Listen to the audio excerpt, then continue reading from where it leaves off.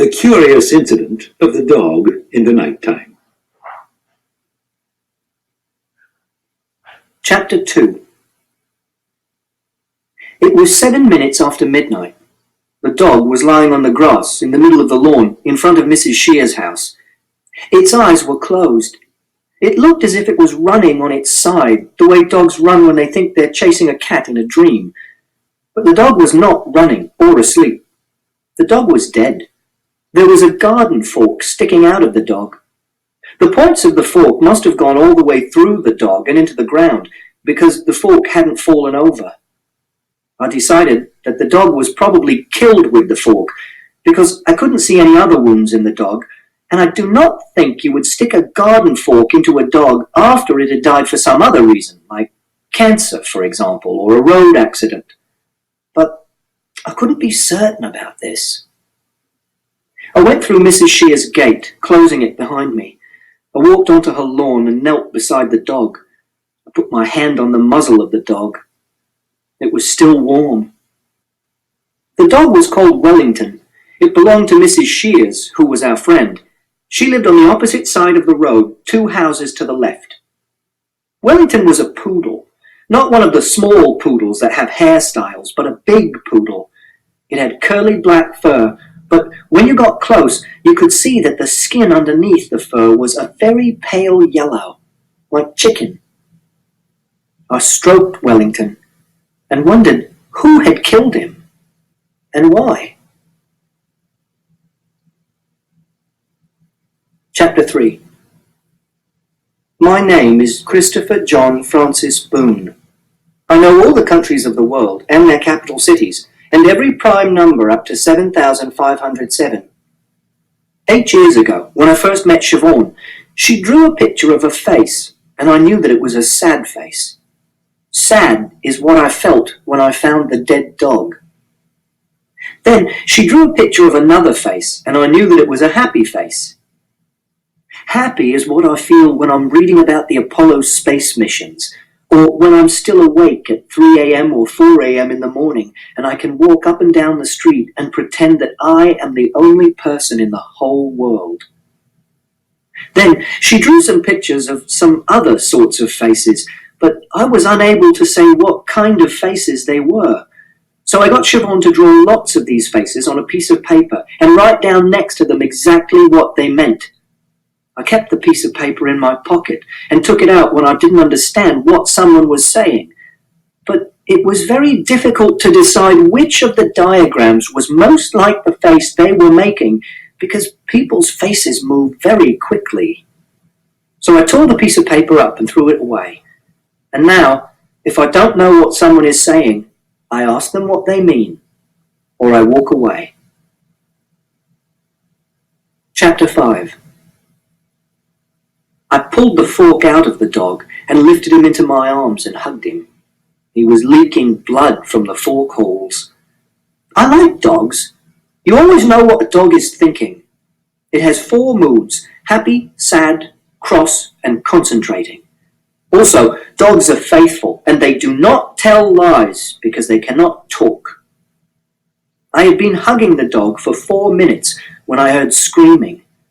I looked up and saw Mrs. Shears running towards me from the patio. She was wearing pajamas and a housecoat. Her toenails were painted bright pink, and she had no shoes on. She was shouting, "What in fuck's name have you done to my dog?" I do not like people shouting at me. It makes me scared that they're going to hit me or touch me, and I don't know what's going to happen. "Let go of the dog," she shouted. "Let go of the fucking dog, for Christ's sake!" I put the dog down on the lawn and moved back 2 meters. She bent down. I thought she was going to pick the dog up herself, but she didn't. Perhaps she noticed how much blood there was and didn't want to get dirty. Instead, she started screaming again. I put my hands over my ears and closed my eyes and rolled forward till I was hunched up with my forehead pressed into the grass. The grass was wet and cold. It was nice. Chapter 7. This is a murder mystery novel. Siobhan said I should write something I would want to read myself. Mostly I read books about science and maths. I do not like proper novels. In proper novels, people say things like, I am veined with iron, with silver, and with streaks of common mud. I cannot contract into the firm fist which those clench who do not depend on stimulus. I found this book in the library in town when Mother took me into town once. What does this mean? I don't know. Nor does Father. Nor do Siobhan or Mr. Jevons. I've asked them. Siobhan has long blonde hair and wears glasses which are made of green plastic, and Mr. Jevons smells of soap and wears brown shoes that have approximately 60 tiny circular holes in each of them. But I do like murder mystery novels, so I am writing a murder mystery novel. In a murder mystery novel, someone has to work out who the murderer is and then catch them. It's a puzzle. If it's a good puzzle, you can sometimes work out the answer before the end of the book. Siobhan said that the book should begin with something to grab people's attention. That's why I started with the dog. I also started with the dog because it happened to me, and I find it hard to imagine things which did not happen to me. Siobhan read the first page and said that it was different. She put this word into inverted commas by making the wiggly quotation sign with her first and second fingers. She said that it was usually people who were killed in murder mystery novels. I said that 2 dogs were killed in The Hound of the Baskervilles, the hound itself and James Mortimer's spaniel, but Siobhan said they weren't the victims of the murder, Sir Charles Baskerville was. She said that this was because readers cared more about people than dogs, so if a person was killed in the book, readers would want to carry on reading. I said that I wanted to write about something real, and I knew people who had died, but I didn't know any people who'd been killed, except Edward's father from school, Mr. Paulson, and that was a gliding accident, not murder, and I didn't really know him. I also said that I cared about dogs because they were faithful and honest, and some dogs were cleverer and more interesting than some people. Steve, for example, who comes to school on Thursdays, needs help to eat his food and couldn't even fetch a stick. Siobhan asked me not to say this to Steve's mother. Chapter 11. Then the police arrived. I like the police. They have uniforms and numbers, and you know what they're meant to be doing. There was a policewoman and a policeman. The policewoman had a little hole in her tights on her left ankle and a red scratch in the middle of the hole. The policeman had a big orange leaf stuck to the bottom of his shoe, which was poking out from one side. The policewoman put her arms round Mrs. Shears and led her back towards the house. I lifted my head off the grass. The policeman squatted down beside me and said, "Would you like to tell me what's been going on here, young man?" I sat up and said, "The dog is dead." "I got that far," he said. I said, "I think someone killed the dog." "How old are you?" he asked. I replied, "I am 15 years and 3 months and 2 days. "And what precisely were you doing in the garden?" he asked. "I was holding the dog," I replied. "And why were you holding the dog?" he asked. This was a difficult question. It was something I wanted to do. I liked dogs. It made me sad to see that the dog was dead. I liked policemen too, and I wanted to answer the question properly, but the policeman did not give me enough time to work out the correct answer. "Why were you holding the dog?" he asked again. "I like dogs," I said. "Did you kill the dog?" he asked. I said, "I did not kill the dog." "Is this your fork?" he asked. I said, "No."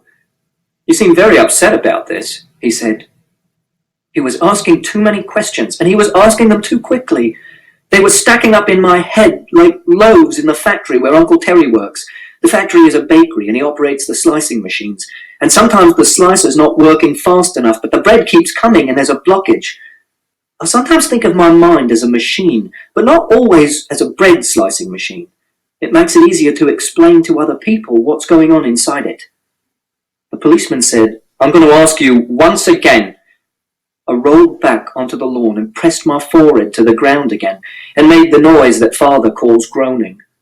I make this noise when there's too much information coming into my head from the outside world.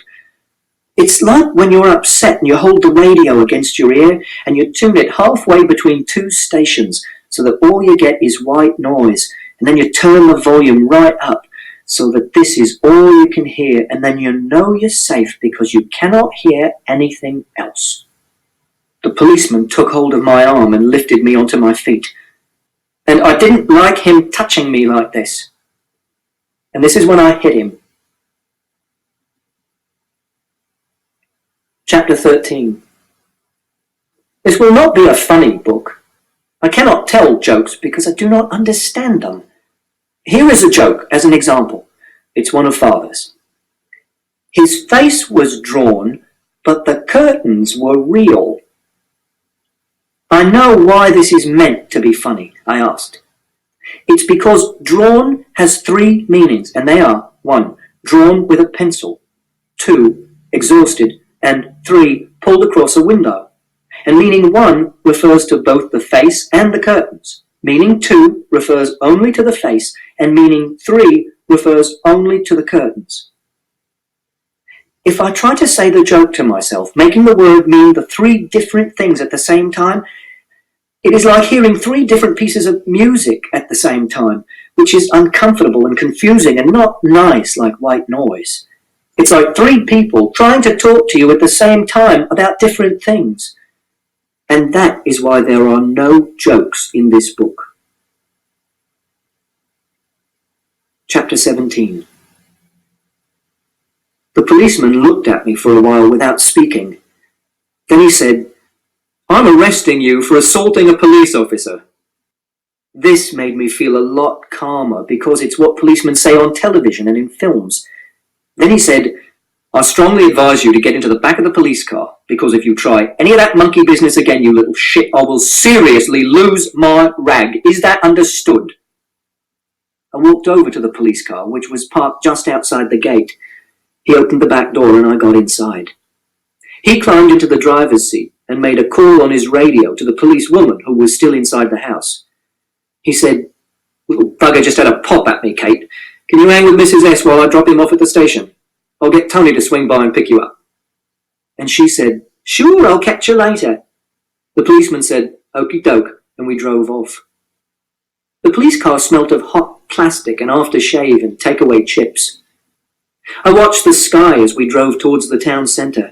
It was a clear night and you could see the Milky Way. Some people think the Milky Way is a long line of stars, but it isn't. Our galaxy is a huge disk of stars, millions of light years across, and the solar system is somewhere near the outside edge of the disk. When you look in one direction, at 90 degrees to the disk, you don't see many stars. But when you look in another direction, you see lots more stars because you're looking into the main body of the galaxy. And because the galaxy is a disk, you see a stripe of stars. And then I thought about how, for a long time, scientists were puzzled by the fact that the sky is dark at night, even though there are billions of stars in the universe. And there must be stars in every direction you look, so that the sky should be full of starlight, because there's very little in the way to stop the light reaching Earth. Then they worked out that the universe was expanding, that the stars were all rushing away from one another after the Big Bang, and that the further the stars were away from us, the faster they were moving, some of them nearly as fast as the speed of light, which was why their light never reached us. I like this fact. It's something you can work out in your own mind just by looking at the sky above your head at night and thinking, without having to ask anyone. And when the universe has finished exploding, all the stars will slow down like a ball that has been thrown into the air, and they'll come to a halt, and they'll all begin to fall towards the center of the universe again. And then there'll be nothing to stop us seeing all the stars in the world, because they'll all be moving towards us, gradually faster and faster, and we'll know that the world is going to end soon, because when we look up into the sky at night, there will be no darkness, just the blazing light of billions and billions of stars, all falling. Except that no one will see this because there will be no people left on Earth to see it. They'll probably have become extinct by then. And even if there are people still in existence, they will not see it because the light will be so bright and hot that everyone will be burnt to death, even if they live in tunnels. Chapter 19. Chapters in books are usually given the cardinal numbers 1, 2, 3, 4, 5, 6, and so on, but I've decided to give my chapters prime numbers 2, 3, 5, 7, 11, and 13, and so on, because I like prime numbers. This is how you work out what prime numbers are.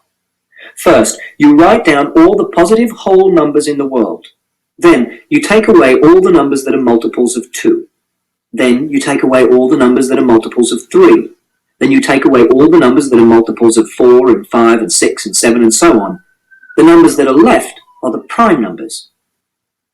The rule for working out prime numbers is really simple, but no one has ever worked out a simple formula for telling you whether a very big number is a prime number, or what the next one will be. If a number is really, really big, it can take a computer years to work out whether it's a prime number. Prime numbers are useful for writing codes, and in America they're classed as military material, and if you find one over 100 digits long, you have to tell the CIA, and they buy it off you for $10,000. But it wouldn't be a very good way of making a living. Prime numbers are what's left when you've taken all the patterns away. I think prime numbers are like life. They're very logical, but you could never work out the rules, even if you spent all your time thinking about them. Chapter 23. When I got to the police station, they made me take the laces out of my shoes and empty my pockets at the front desk, in case I had anything in them that I could use to kill myself, or escape, or attack a policeman with. The sergeant behind the desk had very hairy hands, and he had bitten his nails so much that they had bled. This is what I had in my pockets. 1. A Swiss Army knife with 13 attachments, including a wire stripper and a saw and a toothpick and tweezers. 2. A piece of string. 3. A piece of a wooden puzzle. 4. 3 pellets of rat food for Toby, my rat. 5. £1.47p. This was made up of a £1 coin, a 20p coin, 2 10p coins, a 5p coin, and a 2p coin. 6. A red paperclip. 7. A key for the front door. I was also wearing my watch, and they wanted me to leave this at the desk as well, but I said that I needed to keep my watch on because I needed to know exactly what time it was. And when they tried to take it off me, I screamed, so they let me keep it on. They asked me if I had any family. I said I did. They asked me who my family was. I said it was father, but mother was dead. And I said it was also Uncle Terry, but he was in Sunderland, and he was father's brother. And it was my grandparents too, but 3 of them were dead, and Grandma Burton was in a home because she had senile dementia and thought that I was someone on television. Then they asked me for father's phone number. I told them that he had 2 numbers, one for at home and one which was a mobile phone, and I said both of them. It was nice in the police cell. It was almost a perfect cube, 2 meters long by 2 meters wide by 2 meters high. It contained approximately 8 cubic meters of air. It had a small window with bars, and on the opposite side, a metal door with a long, thin hatch near the floor for sliding trays of food into the cell, and a sliding hatch higher up so that policemen could look in and check that the prisoners hadn't escaped or committed suicide. There was also a padded bench. I wondered how I would escape if I was in a story. It would be difficult because the only things I had were my clothes and my shoes, which had no laces in them. I decided that my best plan would be to wait for a really sunny day and then use my glasses to focus the sunlight on a piece of my clothing and start a fire. I would then make my escape when they saw the smoke and took me out of the cell. And if they didn't notice, I'd be able to wee on the clothes and put them out. I wondered whether Mrs. Shears had told the police that I had killed Wellington, and whether, when the police found out that she had lied, she would go to prison. because telling lies about people is called slander. Chapter 29.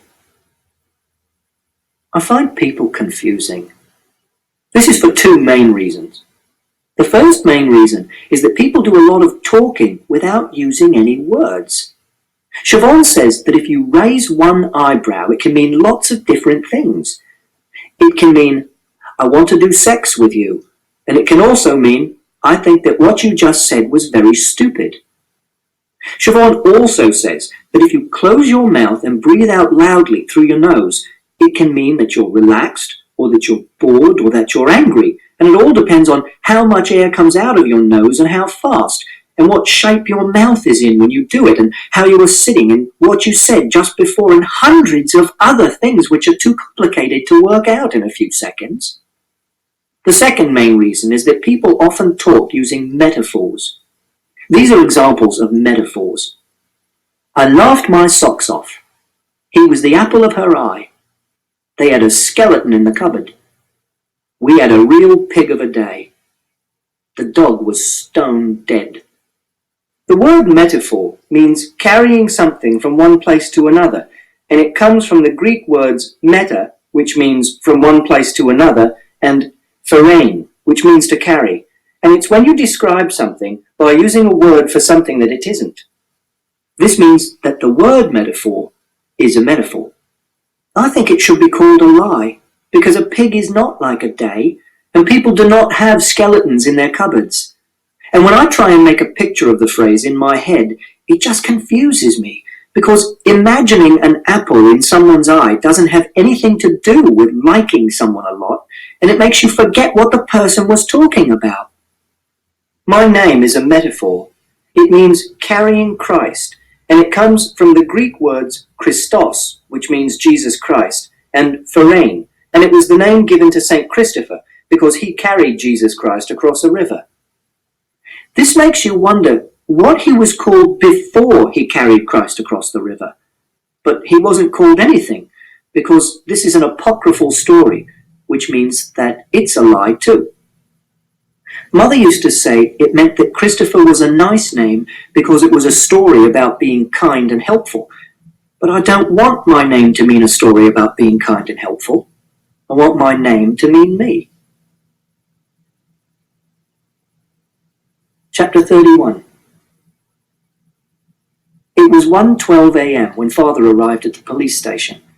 I didn't see him until 1:28 a.m., but I knew he was there because I could hear him. He was shouting, I want to see my son, and why the hell is he locked up? And of course I'm bloody angry. Then I heard a policeman telling him to calm down. Then I heard nothing for a long while. At 1:28 a.m., a policeman opened the door of the cell and told me that there was someone to see me. I stepped outside. Father was standing in the corridor.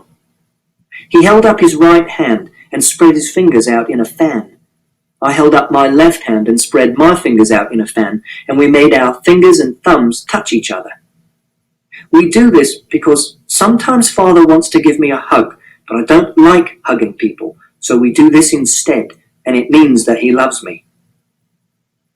Then the policeman told us to follow him down the corridor to another room. In the room was a table and 3 chairs. He told us to sit down on the far side of the table, and he sat down on the other side. There was a tape recorder on the table, and I asked whether I was going to be interviewed and he was going to record the interview. He said, I don't think there'll be any need for that. He was an inspector. I could tell because he wasn't wearing a uniform. He also had a very hairy nose. It looked as if there were 2 very small mice hiding in his nostrils. This is not a metaphor, it's a simile, which means that it really did look like there were 2 very small mice hiding in his nostrils. And if you make a picture in your head of a man with 2 very small mice hiding in his nostrils, you'll know what the police inspector looked like. And a simile is not a lie, unless it's a bad simile. He said, I've spoken to your father and he says that you didn't mean to hit the policeman. I didn't say anything because this wasn't a question. He said, did you mean to hit the policeman? I said, Yes. He squeezed his face and said, But you didn't mean to hurt the policeman. I thought about this and said, No, I didn't mean to hurt the policeman. I just wanted him to stop touching me. Then he said, You know that it's wrong to hit a policeman, don't you? I said, I do. He was quiet for a few seconds. Then he asked, Did you kill the dog, Christopher? I said, I didn't kill the dog. He said, Do you know that it's wrong to lie to a policeman and that you can get into a very great deal of trouble if you do? I said, Yes. He said, So, do you know who killed the dog? I said, No. He said, Are you telling the truth? I said, Yes, I always tell the truth. And he said, Right, I'm going to give you a caution. I asked, Is that going to be on a piece of paper, like a certificate I can keep? He replied, No. A caution means that we're going to keep a record of what you did, that you hit a policeman, but that it was an accident, and that you didn't mean to hurt the policeman. I said, But it wasn't an accident. And Father said, Christopher, please. The policeman closed his mouth and breathed out loudly through his nose and said, If you get into any more trouble, we'll take out this record and see that you've been given a caution, and we will take things much more seriously. Do you understand what I'm saying? I said that I understood. Then he said that we could go, and he stood up and opened the door, and we walked out into the corridor and back to the front desk, where I picked up my Swiss Army knife and my piece of string, and the piece of the wooden puzzle and the 3 pellets of rat food for Toby, and my £1.47p and the paperclip and my front door key, which were all in a little plastic bag. And we went out to Father's car, which was parked outside, and we drove home. Chapter 37. I don't tell lies. Mother used to say that this was because I was a good person, but it's not because I'm a good person. It's because I can't tell lies. Mother was a small person who smelt nice, and she sometimes wore a fleece with a zip down the front, which was pink, and it had a tiny label which said Berghaus on the left bosom. A lie is when you say something happened which didn't happen. But there is only ever one thing which happened at a particular time and a particular place, and there are an infinite number of things which didn't happen at that time and at that place. And if I think about something which didn't happen, I start thinking about all the other things which didn't happen. For example, this morning for breakfast, I had ready bread and some hot raspberry milkshake. But if I say that I actually had Shreddies and a mug of tea, but I wouldn't have Shreddies and tea because they're both brown, I start thinking about Cocoa Pops and lemonade and porridge and Dr. Pepper, and how I wasn't eating my breakfast in Egypt, and there wasn't a rhinoceros in the room, and Father wasn't wearing a diving suit, and so on, and even writing this makes me feel shaky and scared, like I do when I'm standing on the top of a very tall building, and there are thousands of houses and cars and people below me, and my head is so full of all these things that I'm afraid I'm going to forget to stand up straight and hang onto the rail, and I'm going to fall over and be killed. This is another reason why I don't like proper novels, because they're lies about things which didn't happen, and they make me feel shaky and scared. And this is why everything I have written here is true. Chapter 41. There were clouds in the sky on the way home, so I couldn't see the Milky Way. I said, I'm sorry, because Father had had to come to the police station, which was a bad thing. He said, It's okay. I said, I didn't kill the dog. And he said, Oh no. Then he said, Christopher, you have to stay out of trouble, okay? And I said, I didn't know I was going to get into trouble. I like Wellington, and I went to say hello to him, but I didn't know that someone had killed him. Father said, Just try and keep your nose out of other people's business. I thought for a little and I said, I'm going to find out who killed Wellington. And Father said, were you listening to what I was saying, Christopher? I said, yes, I was listening to what you were saying. But when someone gets murdered, you have to find out who did it so that they can be punished. And he said, it's a bloody dog, Christopher, a bloody dog. I replied, I think dogs are important too. He said, leave it. And I said, I wonder if the police will find out who killed him and punish the person.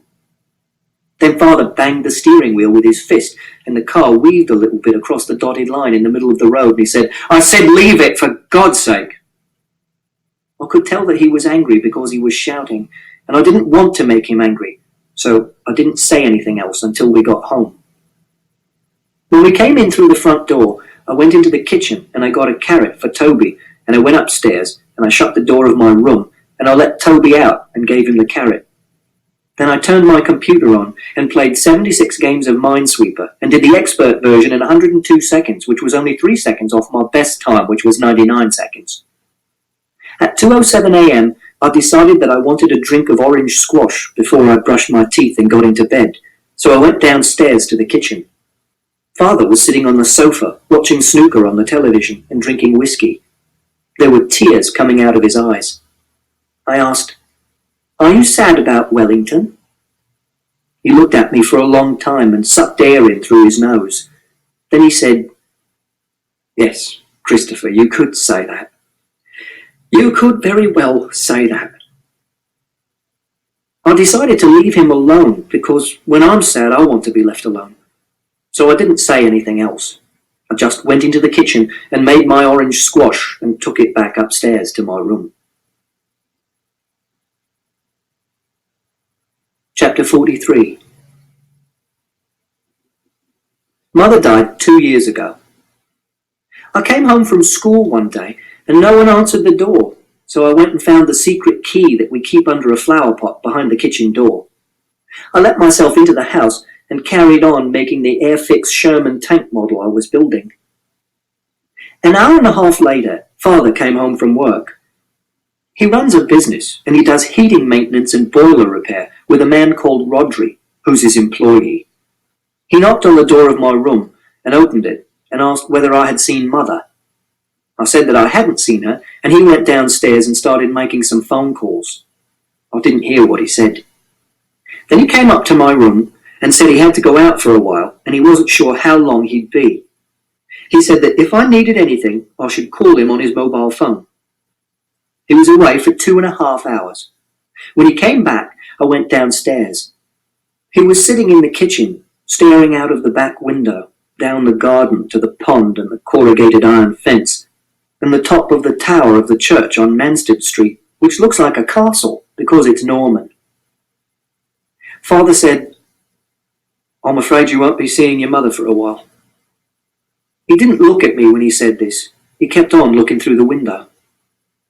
Usually, people look at you when they're talking to you. I know that they're working out what I'm thinking, but I can't tell what they're thinking. It's like being in a room with a one-way mirror in a spy film. But this was nice, having Father speak to me but not look at me. I said, why not? He waited for a very long time. Then he said, your mother has had to go into hospital. Can we visit her? I asked, because I like hospitals. I like the uniforms and the machines. Father said, no. I said, why can't we? And he said, she needs rest. She needs to be on her own. I asked, is it a psychiatric hospital? And Father said, no, it's an ordinary hospital. She has a problem with her heart. I said, we'll need to take food to her, because I knew that food in hospital was not very good. David from school, he went into hospital to have an operation on his leg to make his calf muscle longer so that he could walk better, and he hated the food, so his mother used to take meals in every day. Father waited a long time again and said, I'll take some into her during the day when you're at school, and I'll give it to the doctors and they can give it to your mum, okay? I said, but you can't cook. Father put his hands over his face and said, "Christopher, look, I'll buy some ready-made stuff from Marks and Spencer's and take those in. She likes those." I said I would make her a get well card, because that's what you do for people when they're in hospital. Father said he would take it in the next day. Chapter 47. In the bus on the way to school next morning, we passed 4 red cars in a row, which meant that it was a good day, so I decided not to be sad about Wellington. Mr. Jevons, the psychologist at the school, once asked me why 4 red cars in a row made it a good day, and 3 red cars in a row made it a quite good day, and 5 red cars in a row made it a super good day, and why 4 yellow cars in a row made it a black day, which is a day when I don't speak to anyone and sit on my own reading books and don't eat my lunch and take no risks. He said that I was clearly a very logical person, so he was surprised that I should think like this, because it wasn't very logical. I said that I liked things to be in a nice order, and one way of things being in a nice order was to be logical, especially if those things were numbers or an argument. But there were other ways of putting things in a nice order, and that was why I had good days and black days. And I said that some people who worked in an office came out of their house in the morning and saw that the sun was shining and it made them feel happy. Or they saw that it was raining and it made them feel sad. But the only difference was the weather. And if they worked in an office, the weather didn't have anything to do with whether they had a good day or a bad day. I said that when Father got up in the morning, he always put his trousers on before he put his socks on. And it wasn't logical, but he always did it that way, because he liked things in a nice order too. And whenever he went upstairs, he went up 2 at a time, always starting with his right foot.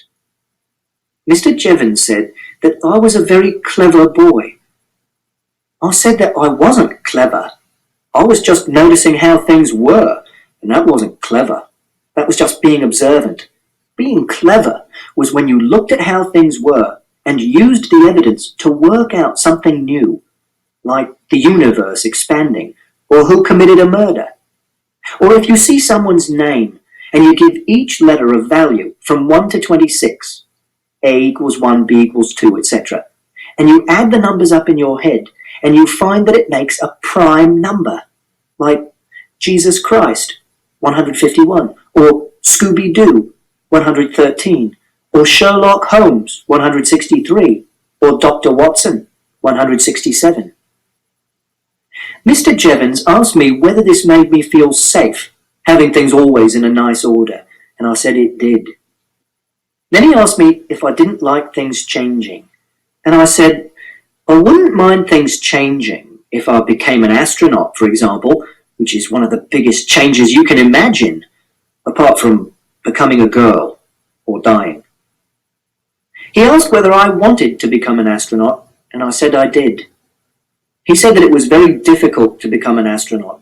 I said that I knew. You had to become an officer in the Air Force, and you had to take lots of orders and be prepared to kill other human beings, and I couldn't take orders. Also, I didn't have 20/20 vision, which you needed to be a pilot. But I said that you could still want something that's very unlikely to happen.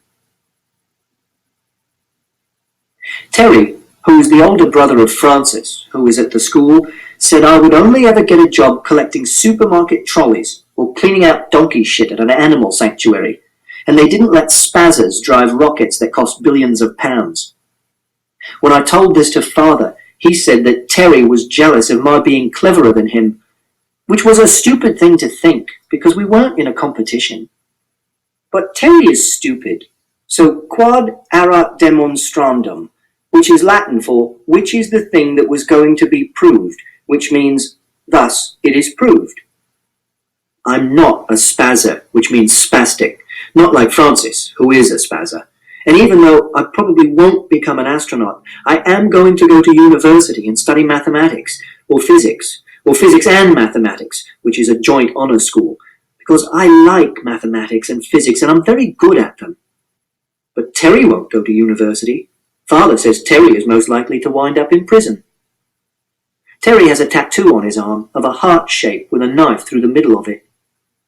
But this is what is called a digression, and now I'm going to go back to the fact that it was a good day. Because it was a good day, I decided that I would try and find out who killed Wellington, because a good day is a day for projects and planning things.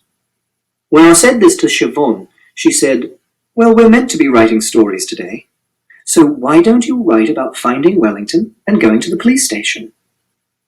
And that's when I started writing this.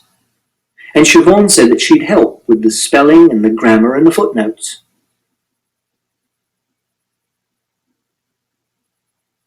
Chapter 53. Mother died 2 weeks later. I hadn't been into hospital to see her, but Father had taken in lots of food from Marks and Spencer's. He said that she'd been looking okay and seemed to be getting better. She had sent me lots of love and had my get well card on the table beside her bed. Father said that she liked it very much. The card had pictures of cars on the front. I did it with Mrs. Peters at school, who does art, and it was a lino cut, which is when you draw a picture on a piece of lino and Mrs. Peters cuts round the picture with a Stanley knife, and then you put ink on the lino and press it onto the paper, which is why all the cars looked the same, because I did one car and pressed it onto the paper 9 times. And it was Mrs. Peters' idea to do lots of cars, which I liked, and I coloured all the cars in with red paint to make it a super, super good day for Mother. Father said that she died of a heart attack and it wasn't expected. I said, "What kind of heart attack?" because I was surprised.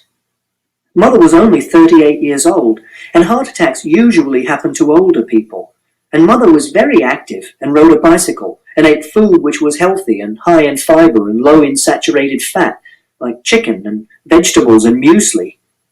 Father said that he didn't know what kind of heart attack she had, and now wasn't the moment to be asking questions like that. I said that it was probably an aneurysm. A heart attack is when some of the muscles in the heart stop getting blood and die. There are 2 main types of heart attack. The first is an embolism. That's when a blood clot blocks one of the blood vessels taking blood to the muscles in the heart. And you can stop this happening by taking aspirin and eating fish, which is why Eskimos don't get this sort of heart attack, because they eat fish and fish stops their blood clotting. But if they cut themselves badly, they can bleed to death. But an aneurysm is when a blood vessel breaks and the blood doesn't get to the heart muscles because it's leaking. And some people get aneurysms just because there's a weak bit in their blood vessels, like Mrs. Hardesty, who lived at number 72 in our street, who had a weak bit in the blood vessels in her neck and died just because she turned her head round to reverse her car into a parking space. On the other hand, it could have been an embolism, because your blood clots much more easily when you're lying down for a long time, like when you're in hospital. Father said, "I'm sorry, Christopher. I'm really sorry." But it wasn't his fault. Then Mrs. Shears came over and cooked supper for us, and she was wearing sandals and jeans and a t-shirt which had the words windsurf and Corfu and a picture of a windsurfer on it. And Father was sitting down, and she stood next to him and held his head against her bosoms and said, "Come on, Ed, we're going to get you through this." And then she made us spaghetti and tomato sauce. And after dinner she played Scrabble with me, and I beat her 247 points to 134. Chapter 59. I decided that I was going to find out who killed Wellington, even though Father had told me to stay out of other people's business. This is because I don't always do what I'm told. And this is because when people tell you what to do, it's usually confusing and doesn't make sense. For example, people often say, "Be quiet," but they don't tell you how long to be quiet for. Or you see a sign which says, "Keep off the grass," but it should say, "Keep off the grass around this sign," or "Keep off all the grass in this park," because there's lots of grass you are allowed to walk on. Also, people break rules all the time. For example, Father often drives over 30 in a 30-mile-per-hour zone, and sometimes he drives when he's been drinking, and often he doesn't wear his seatbelt when he's driving his van. And in the Bible it says, "Thou shalt not kill," but there were the Crusades, and 2 world wars, and the Gulf War, and there were Christians killing people in all of them. Also, I don't know what Father means when he says, "Stay out of other people's business," because I don't know what he means by other people's business, because I do lots of things with other people, at school and in the shop and on the bus, and his job is going into other people's houses and fixing their boilers and their heating, and all of these things are other people's business. Siobhan understands. When she tells me not to do something, she tells me exactly what it is that I am not allowed to do, and I like this. For example, she once said, "You must never punch Sarah or hit her in any way, Christopher, even if she hits you first. If she does hit you again, move away from her and stand still and count from 1 to 50. Then come and tell me what she's done, or tell one of the other members of the staff what she's done." Or, for example, she once said, "If you want to go on the swings and there are already people on the swings, you must never push them off. You must ask them if you can have a go, and then you must wait until they've finished."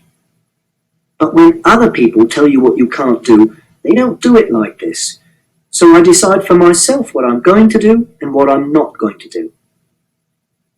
That evening, I went round to Mrs. Shear's house and knocked on the door and waited for her to answer it. When she opened the door, she was holding a mug of tea, and she was wearing sheepskin slippers, and she'd been watching a quiz program on the television, because there was a television on, and I could hear someone saying, "The capital city of Venezuela is A. Maracas, B. Caracas, C. Bogota, or D. Georgetown." And I knew that it was Caracas. She said, "Christopher, I really don't think I want to see you right now." I said, "I didn't kill Wellington." And she replied, "What are you doing here?" I said, "I wanted to come and tell you that I didn't kill Wellington, and also I want to find out who killed him." Some of her tea spilled onto the carpet. I said, "Do you know who killed Wellington?" She didn't answer my question. She just said, "Goodbye, Christopher," and closed the door. Then I decided to do some detective work. I could see that she was watching me and waiting for me to leave, because I could see her standing in the hall on the other side of the frosted glass in her front door. So I walked down the path and out of the garden.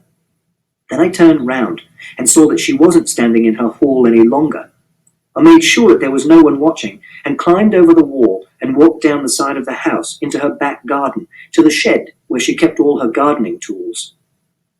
The shed was locked with a padlock, and I couldn't go inside, so I walked round to the window in the side. Then I had some good luck. When I looked through the window, I could see a fork that looked exactly the same as the fork that had been sticking out of Wellington. It was lying on the bench by the window, and it had been cleaned because there was no blood on the spikes. I could see some other tools as well, a spade and a rake, and one of those long clippers people use for cutting branches which are too high to reach. And they all had the same green plastic handles, like the fork. This meant that the fork belonged to Mrs. Shears. Either that, or it was a red herring, which is a clue which makes you come to a wrong conclusion, or something which looks like a clue, but isn't. I wondered if Mrs. Shears had killed Wellington herself.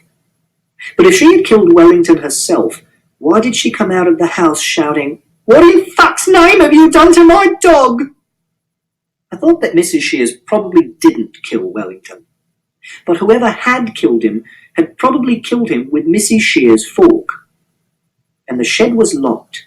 This meant that it was someone who had the key to Mrs. Shears' shed, or that she had left it unlocked, or that she had left her fork lying around in the garden. I heard a noise and turned round and saw Mrs. Shears standing on the lawn looking at me. I said, "I came to see if the fork was in the shed." And she said, "If you don't go now, I'll call the police again." So I went home. When I got home, I said hello to Father and went upstairs to feed Toby, my rat, and felt happy because I was being a detective. and finding things out.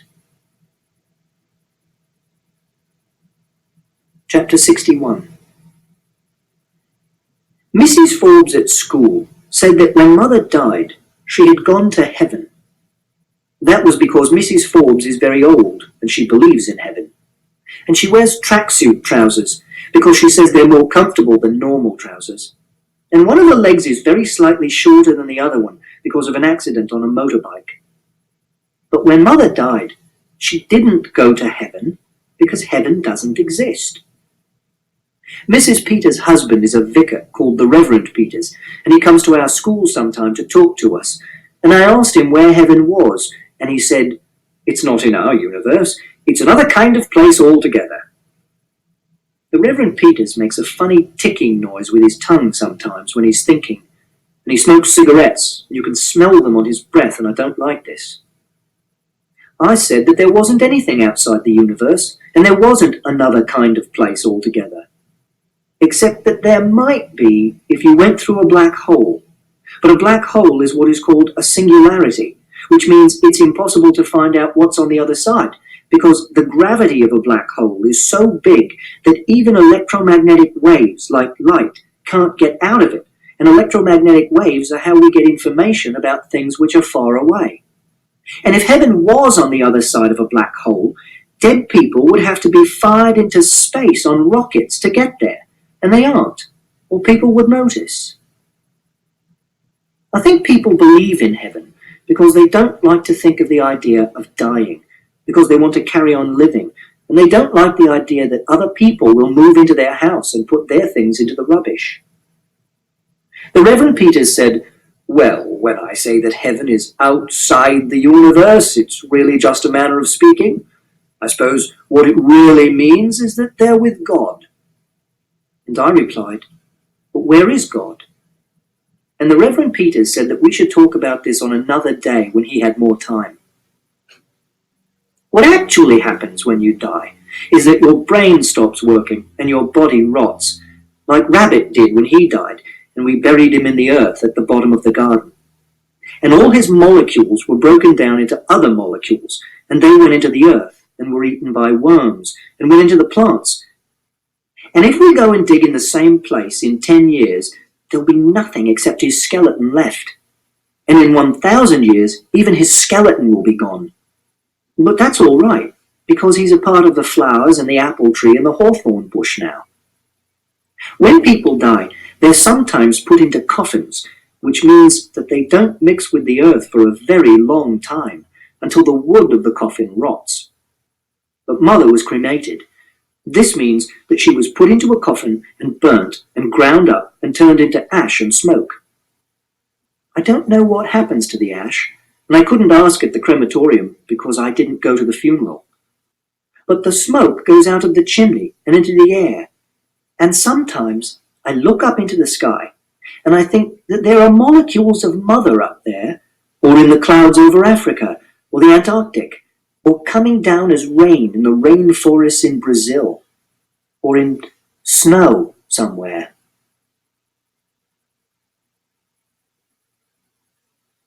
Chapter 67. The next day was Saturday, and there's not much to do on a Saturday unless Father takes me out somewhere on an outing, to the boating lake or to the garden centre. But on this Saturday, England were playing Romania at football, which meant that we weren't going to go on an outing because Father wanted to watch the match on the television. So I decided to do some more detection on my own. I decided that I would go and ask some of the other people who lived in our street if they had seen anyone killing Wellington, or whether they had seen anything strange happening in the street on Thursday night. Talking to strangers is not something I usually do. I don't like talking to strangers. This is not because of stranger danger, which they tell us about at school, which is where a strange man offers you sweets or a ride in his car because he wants to do sex with you. I'm not worried about that. If a strange man touched me, I'd hit him, and I can hit people very hard. For example, when I punched Sarah because she had pulled my hair, I knocked her unconscious, and she had a concussion, and they had to take her to the accident and emergency department at the hospital. And also, I always have my Swiss Army knife in my pocket, and it has a saw blade which could cut a man's fingers off. I don't like strangers because I don't like people I've never met before. They're hard to understand. It's like being in France, which is where we went on holiday sometimes when Mother was alive, to camp. And I hated it, because if you went into a shop or a restaurant or on a beach, you couldn't understand what anyone was saying, which was frightening. It takes me a long time to get used to people I don't know. For example, when there's a new member of staff at school, I don't talk to them for weeks and weeks. I just watch them until I know that they're safe. Then I ask them questions about themselves, like whether they have pets, and what's their favorite color, and what do they know about the Apollo space missions. And I get them to draw a plan of their house, and I ask them what kind of car they drive, so I get to know them. Then I don't mind if I'm in the same room as them, and I don't have to watch them all the time. So talking to the other people in our street was brave. But if you're going to do detective work, you have to be brave, so I had no choice. First of all, I made a plan of our part of the street, which is called Randolph Street.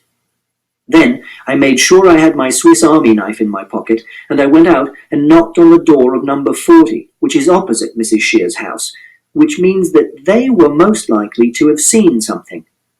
The people who live at number 40 are called Thompson. Mr. Thompson answered the door. He was wearing a T-shirt which said, "Beer, helping ugly people have sex for 2,000 years. Mr. Thompson said, "Can I help you?" I said, "Do you know who killed Wellington?" I didn't look at his face. I don't like looking at people's faces, especially if they're strangers. And he didn't say anything for a few seconds. Then he said, "Who are you?" I said, "I'm Christopher Boone from number 36, and I know you. You're Mr. Thompson." He said, "Oh, Mr. Thompson's brother." I said, "Do you know who killed Wellington?" He said, "Who the fuck is Wellington?" I said, "Mrs. Shear's dog. Mrs. Shear's is from number 41. He said, "Someone killed her dog?" I said, "With a fork." He said, "Jesus Christ." I said, "A garden fork," in case he thought I meant a fork you eat your food with. Then I said, "Do you know who killed him?" He said, "I haven't a bloody clue." I said, "Did you see anything suspicious on Thursday evening?" He said, "Look, son, do you really think you should be going around asking questions like this?" And I said, "Yes, because I want to find out who killed Wellington, and I'm writing a book about it."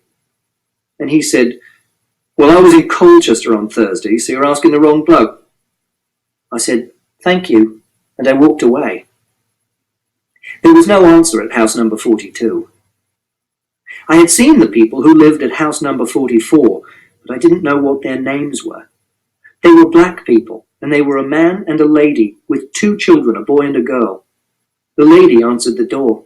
She was wearing boots which looked like army boots, and there were 5 bracelets made out of a silver-coloured metal on her wrist, and they made a jangling noise. She said, "It's Christopher, isn't it?" I said that it was, and I asked her if she knew who killed Wellington. She knew who Wellington was, so I didn't have to explain, and she had heard about him being killed. I asked if she had seen anything suspicious on Thursday evening, which might be a clue. She said, "Like what?" And I said, "Like strangers, or like the sound of people arguing." But she said she hadn't. And then I decided to do what is called trying a different tack, and I asked her whether she knew of anyone who might want to make Mrs. Shears sad. And she said, "Perhaps you should be talking to your father about this." And I explained that I couldn't ask my father because the investigation was a secret, because he had told me to stay out of other people's business. She said, "Well, maybe he has a point, Christopher." And I said, "So you don't know anything which might be a clue?" And she said, "No." And then she said, "You be careful, young man." I said that I would be careful, and then I said thank you to her for helping me with my questions, and I went to number 43, which is the house next to Mrs. Shear's house. The people people who live at number 43 are Mr. Wise and Mr. Wise's mother, who's in a wheelchair, which is why he lives with her, so he can take her to the shops and drive her around. It was Mr. Wise who answered the door. He smelt of body odour and old biscuits and off popcorn, which is what you smell of if you haven't washed for a very long time, like Jason at school smells, because his family's poor. I asked Mr. Wise if he knew who had killed Wellington on Thursday night. He said, "Bloody hell, policemen really are getting younger, aren't they?" Then he laughed. I don't like people laughing at me, so I turned and walked away. I didn't knock at the door of number 38, which is the house next to our house, because the people there take drugs, and Father says that I should never talk to them, so I don't. And they play loud music at night, and they make me scared sometimes when I see them in the street, and it's not really their house. Then I noticed that the old lady who lives at number 39, which is on the other side of Mrs. Shear's house, was in her front garden, cutting her hedge with an electric hedge trimmer. Her name is Mrs. Alexander. She has a dog. It's a dachshund, so she was probably a good person because she liked dogs. But the dog wasn't in the garden with her, it was inside the house. Mrs. Alexander was wearing jeans and training shoes, which old people don't normally wear. And there was mud on the jeans, and the trainers were New Balance trainers, and the laces were red. I went up to Mrs. Alexander and said, "Do you know anything about Wellington being killed?" Then she turned off the electric hedge trimmer and said, "I'm afraid you're going to have to say that again, I'm a little deaf." So I said, "Do you know anything about Wellington being killed?" And she said, "I heard about it yesterday. Dreadful, dreadful." I said, "Do you know who killed him?" And she said, "No, I don't." I replied, "Somebody must know, because the person who killed Wellington knows that they killed Wellington, unless they were a mad person and didn't know what they were doing, or unless they had amnesia."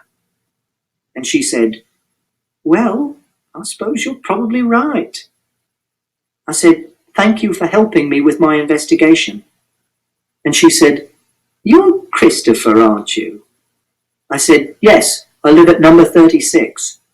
And she said, "We haven't talked before, have we?" I said, "No, I don't like talking to strangers, but I'm doing detective work." And she said, "I see you every day going to school." I didn't reply to this. And she said, "It's very nice of you to come and say hello." I didn't reply to this either, because Mrs. Alexander was doing what is called chatting, where people say things to each other which aren't questions and answers, and aren't connected. Then she said, "Even if it's only because you're doing detective work." And I said, "Thank you," again. And I was about to turn and walk away when she said, "I have a grandson your age." I tried to do chatting by saying, "My age is 15 years and 3 months and 3 days. And she said, "Well, almost your age." Then we said nothing for a little while, until she said, "You don't have a dog, do you?" And I said, "No." And she said, "You'd probably like a dog, wouldn't you?" And I said, "I have a rat." And she said, "A rat?" And I said, "He's called Toby." And she said, "Oh." And I said, "Most people don't like rats because they think they carry diseases like bubonic plague. But that's only because they live in sewers and stowed away on ships coming from foreign countries where there were strange diseases. But rats are very clean. Toby is always washing himself. And you don't have to take him out for walks. I just let him run around my room so he gets some exercise. And sometimes he sits on my shoulder or hides in my sleeve like it's a burrow. But rats don't live in burrows in nature." Mrs. Alexander said, "Do you want to come in for tea?" And I said, "I don't go into other people's houses." And she said, "Well, maybe I could bring some out here. Do you like lemon squash?" I replied, "I only like orange squash." And she said, "Luckily I have some of that as well. And what about Battenberg?" And I said, "I don't know, because I don't know what Battenberg is." She said, "It's a kind of cake. It has 4 pink and yellow squares in the middle, and it has marzipan icing round the edge. And I said, is it a long cake with a square cross-section which is divided into equally sized, alternately coloured squares? And she said, yes, I think you could probably describe it like that. And I said, I think I'd like the pink squares, but not the yellow squares because I don't like yellow. And I don't know what marzipan is, so I don't know whether I'd like that. And she said, I'm afraid marzipan is yellow too. Perhaps I should bring out some biscuits instead. Do you like biscuits? And I said, yes, some sorts of biscuits. And she said, I'll get a selection. Then she turned and went into the house. She moved very slowly because she was an old lady, and she was inside the house for more than 6 minutes, and I began to get nervous because I didn't know what she was doing in the house. I didn't know her well enough to know whether she was telling the truth about getting orange squash and Battenberg cake, and I thought she might be ringing the police, and then I'd get into much more serious trouble because of the caution. So I walked away. And as I was crossing the street, I had a stroke of inspiration about who might have killed Wellington. I was imagining a chain of reasoning inside my head, which was like this. 1. Why would you kill a dog? A. Because you hated the dog. B. Because you were mad. C. Because you wanted to make Mrs. Shears upset. 2. I didn't know anyone who hated Wellington, so if it was A, it was probably a stranger. 3. I didn't know any mad people, so if it was B, it was also probably a stranger. 4. Most murders are committed by someone who is known to the victim. In fact, you're most likely to be murdered by a member of your own family on Christmas Day. This is a fact. Wellington was therefore most likely to have been killed by someone known to him. 5. If it was C, I only knew one person who didn't like Mrs. Shears, and that was Mr. Shears, who knew Wellington very well indeed. This meant that Mr. Shears was my prime suspect. Mr. Shears used to be married to Mrs. Shears, and they lived together until 2 years ago. Then Mr. Shears left and didn't come back. This was why Mrs. Shears came over and did lots of cooking for us after Mother died, because she didn't have to cook for Mr. Shears anymore, and she didn't have to stay at home and be his wife.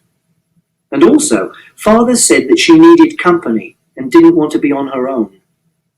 And sometimes Mrs. Shears stayed overnight at our house, and I liked it when she did, because she made things tidy, and she arranged the jars and pans and tins in order of their height on the shelves in the kitchen, and she always made their labels face outwards, and she put the knives and forks and spoons in the correct compartments in the cutlery drawer. But she smoked cigarettes, and she said lots of things I didn't understand. For example, I'm going to hit the hay, and it's brass monkeys out there, and let's rustle up some tucker. And I didn't like it when she said things like that, because I didn't know what she meant. And I don't know why Mr. Shears left Mrs. Shears, because nobody told me. But when you get married, it's because you want to live together and have children.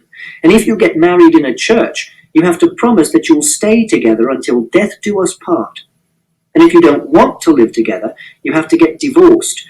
And this is because one of you has done sex with somebody else, or because you're having arguments and you hate each other and you don't want to live in the same house anymore and have children.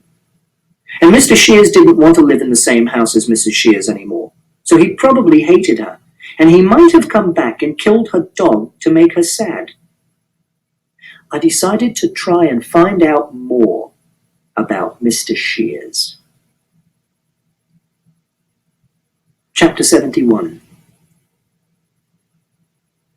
All the other children at my school are stupid, except that I'm not meant to call them stupid, even though this is what they are. I'm meant to say that they have learning difficulties, or that they have special needs. But this is stupid, because everyone has learning difficulties, because learning to speak French or understanding relativity is difficult.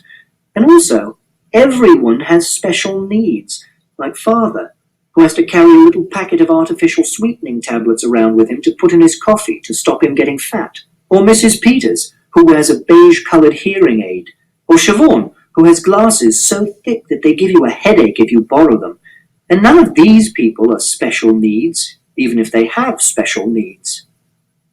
But Siobhan said we have to use those words, because people used to call children like the children at school spaz and crip and mong, which were nasty words. But that's stupid too, because sometimes the children from the school down the road see us in the street when we're getting off the bus and they shout, "Special needs, special needs." But I don't take any notice, because I don't listen to what other people say, and only sticks and stones can break my bones, and I have my Swiss Army knife. If they hit me, and if I kill them, it will be self-defense, and I won't go to prison. I'm going to prove that I'm not stupid. Next month, I'm going to take my A level in maths, and I'm going to get an A grade. No one has ever taken an A level at our school before, and the headmistress, Mrs. Gascoigne, didn't want me to take it at first. She said they didn't have the facilities to let us sit A levels, but Father had an argument with Mrs. Gascoigne, and he got really cross. Mrs. Gascoigne said they didn't want to treat me differently from everyone else in school, because then everyone would want to be treated differently, and it would set a precedent. And I could always do my A levels later, at 18. I was sitting in Mrs. Gascoigne's office with Father when she said these things, and Father said, "Christopher is getting a crap enough deal already, don't you think, without you shitting on him from a great height as well? Jesus, this is the only thing he's really good at." Then Mrs. Gascoigne said that she and Father should talk about this at some later point on their own. But Father asked her whether she wanted to say things she was embarrassed to say in front of me, and she said no. So he said, "Say them now then." And she said that if I sat an A level, I would have to have a member of staff looking after me on my own in a separate room. And Father said he'd pay someone £50 to do it after school, and he wasn't going to take no for an answer. And she said she'd go away and think about it. And the next week she rang Father at home and told him that I could take the A level and the Reverend Peters would be what is called the invigilator. And after I've taken A level maths, I'm going to take A level further maths and physics, and then I can go to university. There's not a university in our town, which is Swindon, because it's a small place. So we'll have to move to another town where there is a university, because I don't want to live on my own, or in a house with other students. But that'll be all right, because Father wants to move to a different town as well. He sometimes says things like, "We've got to get out of this town, kiddo." And sometimes he says, "Swindon is the arsehole of the world." Then, when I've got a degree in maths or physics, or maths and physics, I'll be able to get a job and earn lots of money, and I'll be able to pay someone who can look after me and cook my meals and wash my clothes. Or I'll get a lady to marry me and be my wife, and she can look after me so I can have company and not be on my own. This ends Disc 1.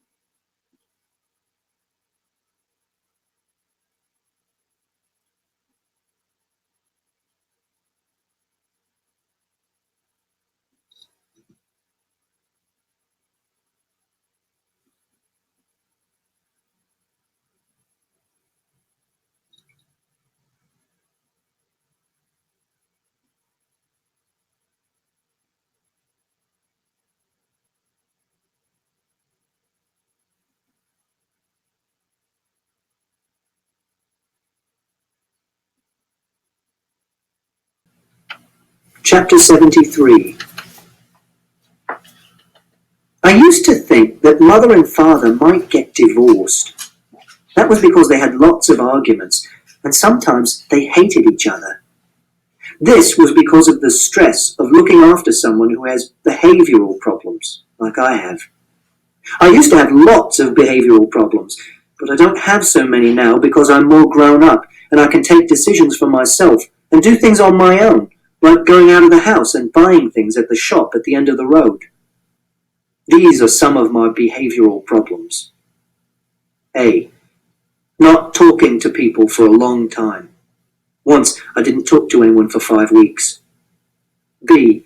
Not eating or drinking anything for a long time.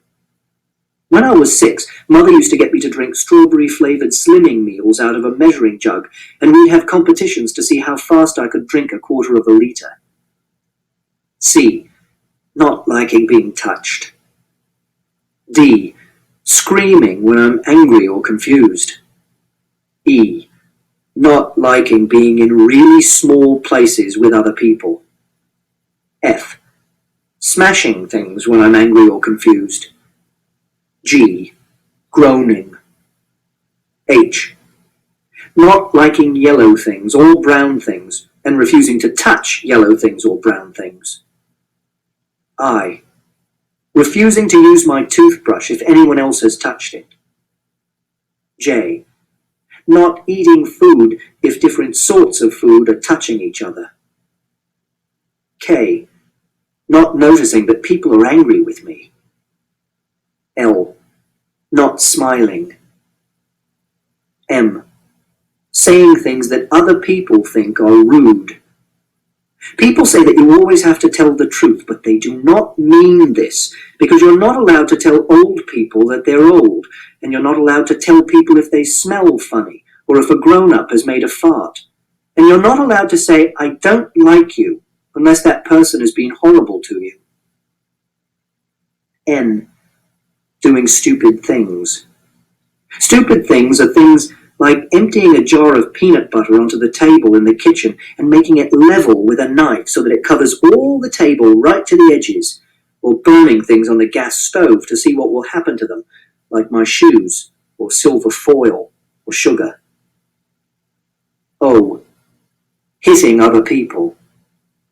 P. Hating France. Q. Driving mother's car.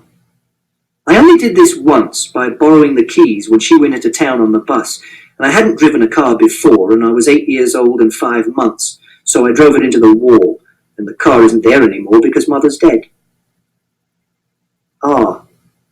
Getting cross when someone has moved the furniture. It is permitted to move the chairs and the table in the kitchen, because that's different, but it makes me feel dizzy and sick if someone has moved the sofa and the chairs around in the living room or the dining room. Mother used to do this when she did the hoovering, so I made a special plan of where all the furniture's meant to be and did measurements, and I put everything back in its proper place afterwards, and then I felt better. But since Mother died, Father hasn't done any hoovering, so that's okay. And Mrs. Shears did the hoovering once, but I did groaning, and she shouted at Father, and she never did it again.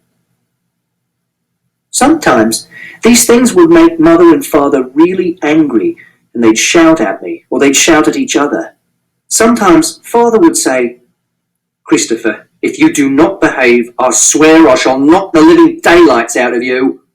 Or Mother would say, Jesus, Christopher, I'm seriously considering putting you in a home. Or Mother would say, you are going to drive me into an early grave. Chapter 79. When I got home, Father was sitting at the table in the kitchen, and he had made my supper. He was wearing a lumberjack shirt. The supper was baked beans and broccoli and 2 slices of ham, and they were laid out on the plate so that they weren't touching. He said, Where have you been? And I said, I've been out. This is called a white lie. A white lie is not a lie at all. It's where you tell the truth, but you don't tell all of the truth. This means that everything you say is a white lie, Because when someone says, for example, "What do you want to do today?" you say, "I want to do painting with Mrs. Peters." But you don't say, "I want to have my lunch, and I want to go to the toilet, and I want to go home after school, and I want to play with Toby, and I want to have my supper, and I want to play on my computer, and I want to go to bed." And I said a white lie because I knew that Father didn't want me to be a detective.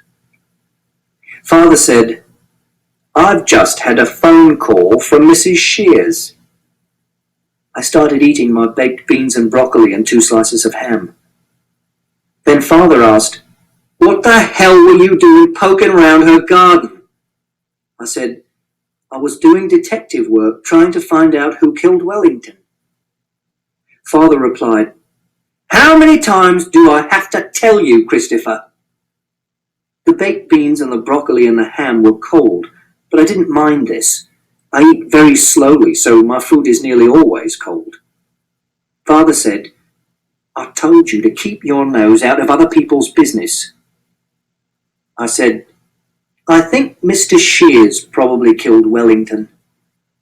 Father didn't say anything. I said, "He's my prime suspect, because I think someone might have killed Wellington to make Mrs. Shears sad, and a murder is usually committed by someone known."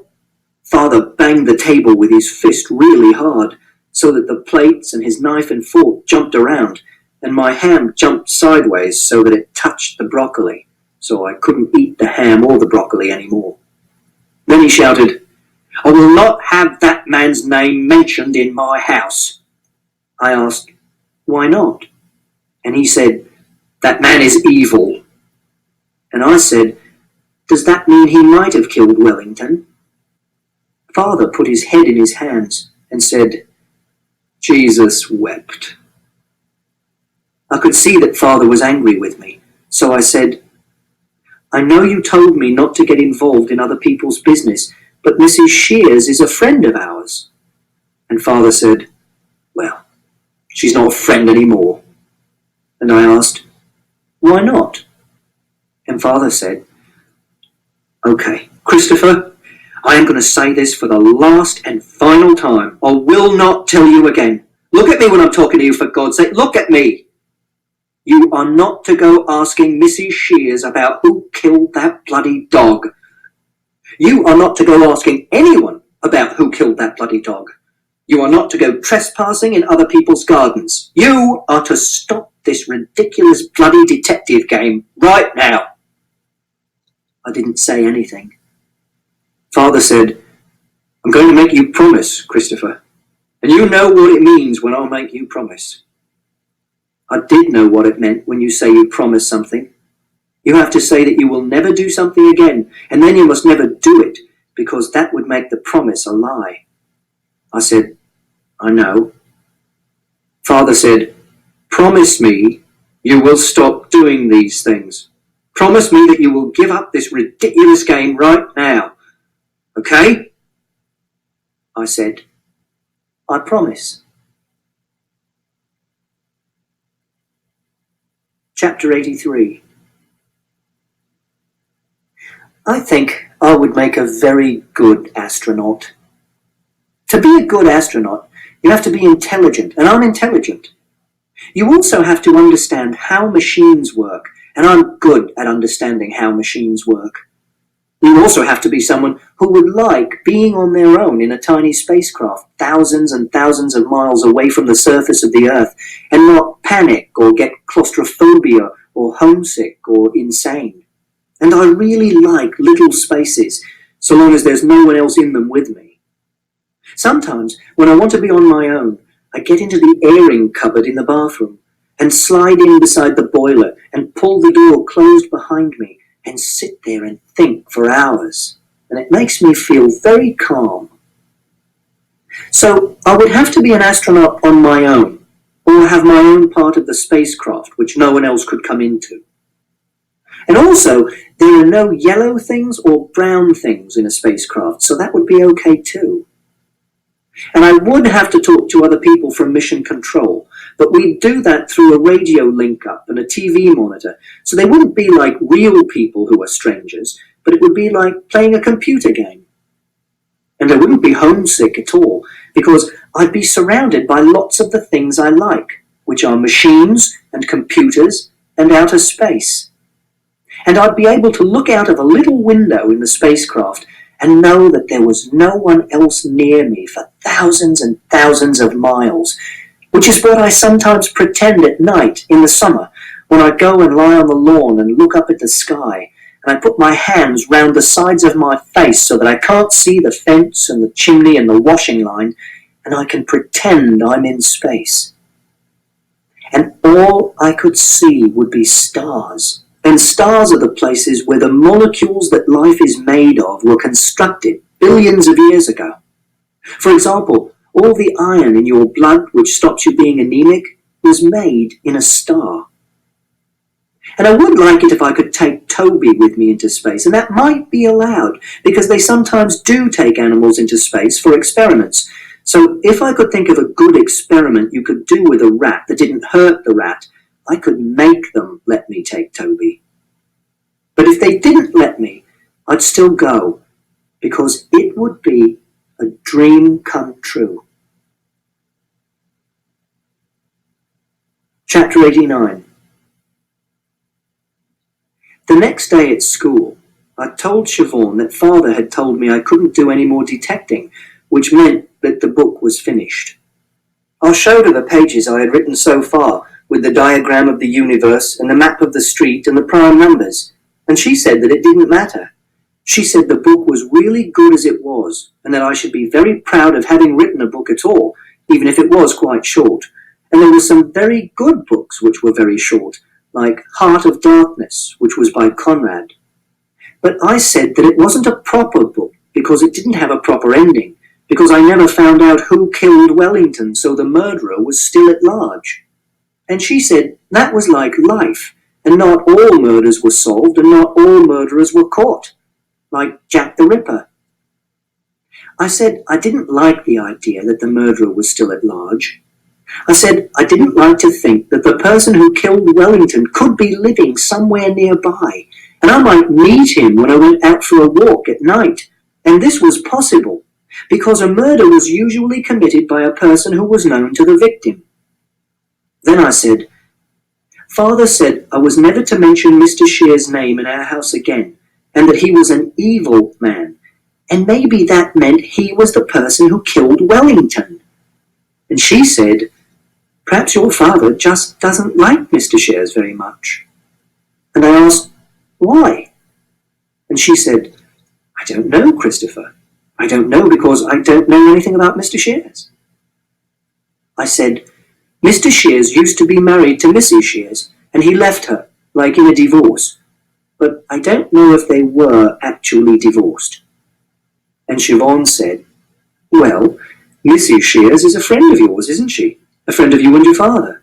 So perhaps your father doesn't like Mr. Shears because he left Mrs. Shears, because he did something bad to someone who's a friend. And I said, but Father says Mrs. Shears isn't a friend of ours anymore. And Siobhan said, I'm sorry, Christopher.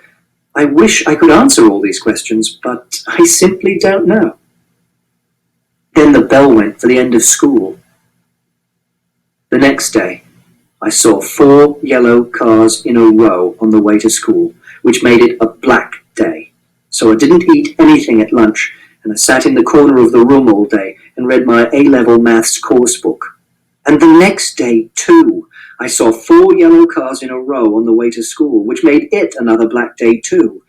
So I didn't speak to anyone, and for the whole afternoon, I sat in the corner of the library, groaning, with my head pressed into the join between the 2 walls, and this made me feel calm and safe. But on the 3rd day, I kept my eyes closed all the way to school until we got off the bus, because after I've had 2 black days in a row, I'm allowed to do that. Chapter 97. But it wasn't the end of the book, because 5 days later, I saw 5 red cars in a row, which made it a super good day, and I knew that something special was going to happen.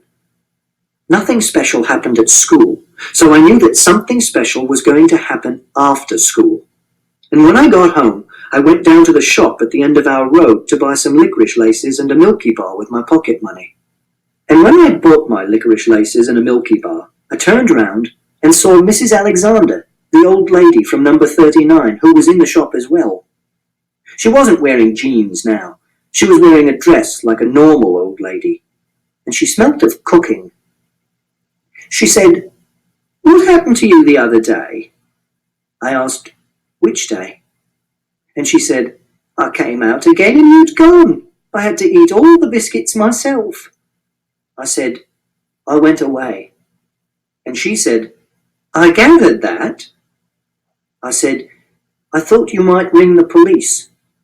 And she said, "Why on earth would I do that?"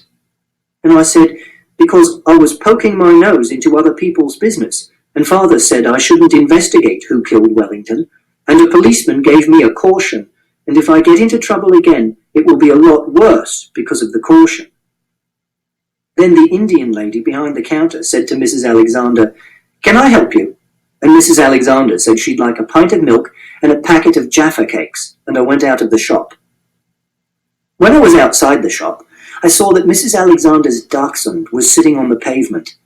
It was wearing a little coat made out of tartan material, which is Scottish and Czech. She had tied its lead to the drain pipe next to the door. I like dogs, so I bent down and I said hello to her dog, and it licked my hand. Its tongue was rough and wet, and it liked the smell on my trousers and started sniffing them. Then Mrs. Alexander came outside and said, "His name is Ivor." I didn't say anything. And Mrs. Alexander said, "You're very shy, aren't you, Christopher?" And I said, "I'm not allowed to talk to you."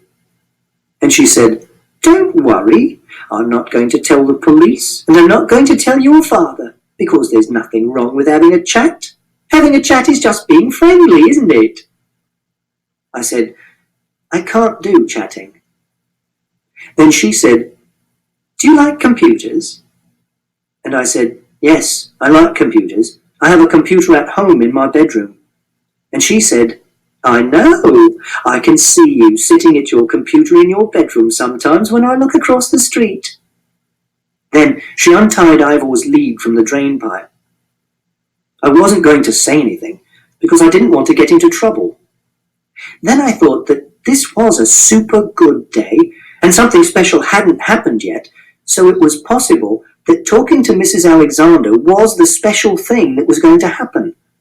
And I thought that she might tell me something about Wellington or about Mr. Shears without me asking her, so that wouldn't be breaking my promise. So I said, "And I like maths and looking after Toby, and also I like outer space and I like being on my own." And she said, "I bet you're very good at maths, aren't you?" And I said, "I am. I'm going to do my A-level maths next month, and I'm going to get an A grade." And Mrs. Alexander said, "Really? A-level maths?" I replied, "Yes, I don't tell lies." And she said, "I apologize. I didn't mean to suggest that you were lying. I just wondered if I'd heard you correctly. I'm a little deaf sometimes." And I said, "I remember you told me." And then I said, "I'm the first person to do an A-level from my school, because it's a special school." And she said, "Well, I'm very impressed, and I hope you do get an A." And I said, "I will." And she said, "And the other thing I know about you is that your favourite colour is not yellow."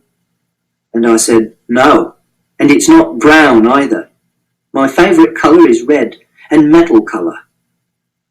Then Ivor did a poo, and Mrs. Alexander picked it up with her hand inside a little plastic bag. And then she turned the plastic bag inside out and tied a knot in the top, so that the poo was all sealed up, and she didn't touch the poo with her hands. And then I did some reasoning. I reasoned that Father had only made me do a promise about 5 things, which were: 1. Not to mention Mr. Shears' name in our house. 2. Not to go asking Mrs. Shears about who killed that bloody dog. 3. Not to go asking anyone about who killed that bloody dog. 4. Not to go trespassing into other people's gardens. 5. To stop this ridiculous bloody detective game. And asking about Mr. Shears wasn't any of these things. And if you're a good detective, you have to take risks. And this was a super good day, which meant it was a good day for taking risks. So I said, "Do you know Mr. Shears?" Which was like chatting. And Mrs. Alexander said, "Not really, no. I mean, I knew him well enough to say hello and talk to a little in the street, but I didn't know much about him. I think he worked in a bank, the National Westminster in town." And I said, "Father says that he's an evil man. Do you know why he said that? Is Mr. Shears an evil man?" And Mrs. Alexander said, "Why are you asking me about Mr. Shears, Christopher?" I didn't say anything, because I didn't want to be investigating Wellington's murder, and that was the reason I was asking about Mr. Shears. But Mrs. Alexander said, "Is this about Wellington?" And I nodded, because that didn't count as being a detective. Mrs. Alexander didn't say anything. She walked to the little red box on a pole next to the gate to the park, and she put Ivor's poo into the box, which was a brown thing inside a red thing, which made my head feel funny, so I didn't look. Then she walked back to me. She sucked in a big breath and said, "Perhaps it would be best not to talk about these things, Christopher." And I asked, "Why not?" And she said, "Because..." Then she stopped and decided to start saying a different sentence. "Because maybe your father's right and you shouldn't go around asking questions about this." And I asked, "Why?" And she said, "Because obviously he's going to find it quite upsetting." And I said, "Why is he going to find it upsetting?" Then she sucked in another big breath and said, Because I think you know why your father doesn't like Mr. Shears very much." Then I asked, "Did Mr. Shears kill Mother?" And Mrs. Alexander said, "Kill her?" And I said, "Yes. Did he kill Mother?" And Mrs. Alexander said, No, of course he didn't kill your mother."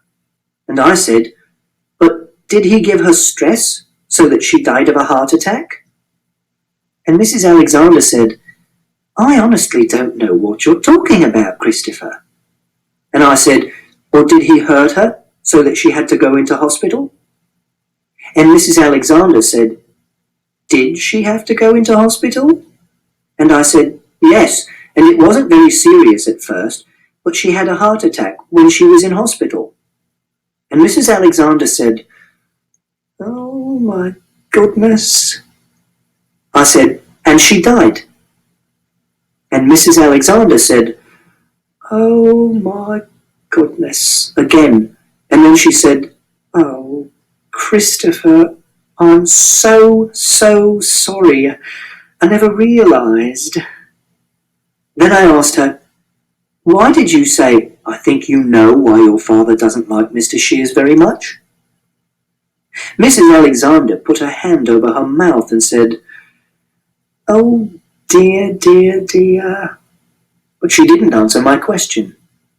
So I asked her the same question again, because in a murder mystery novel, when someone doesn't want to answer a question, it's because they're trying to keep a secret or trying to stop someone getting into trouble, which means that the answers to those questions are the most important answers of all, and that's why the detective has to put that person under pressure.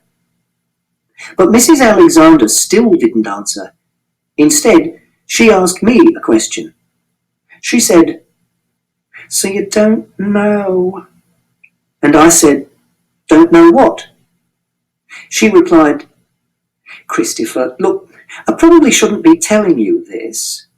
Then she said, "Perhaps we should take a little walk in the park together. This is not the place to be talking about this kind of thing."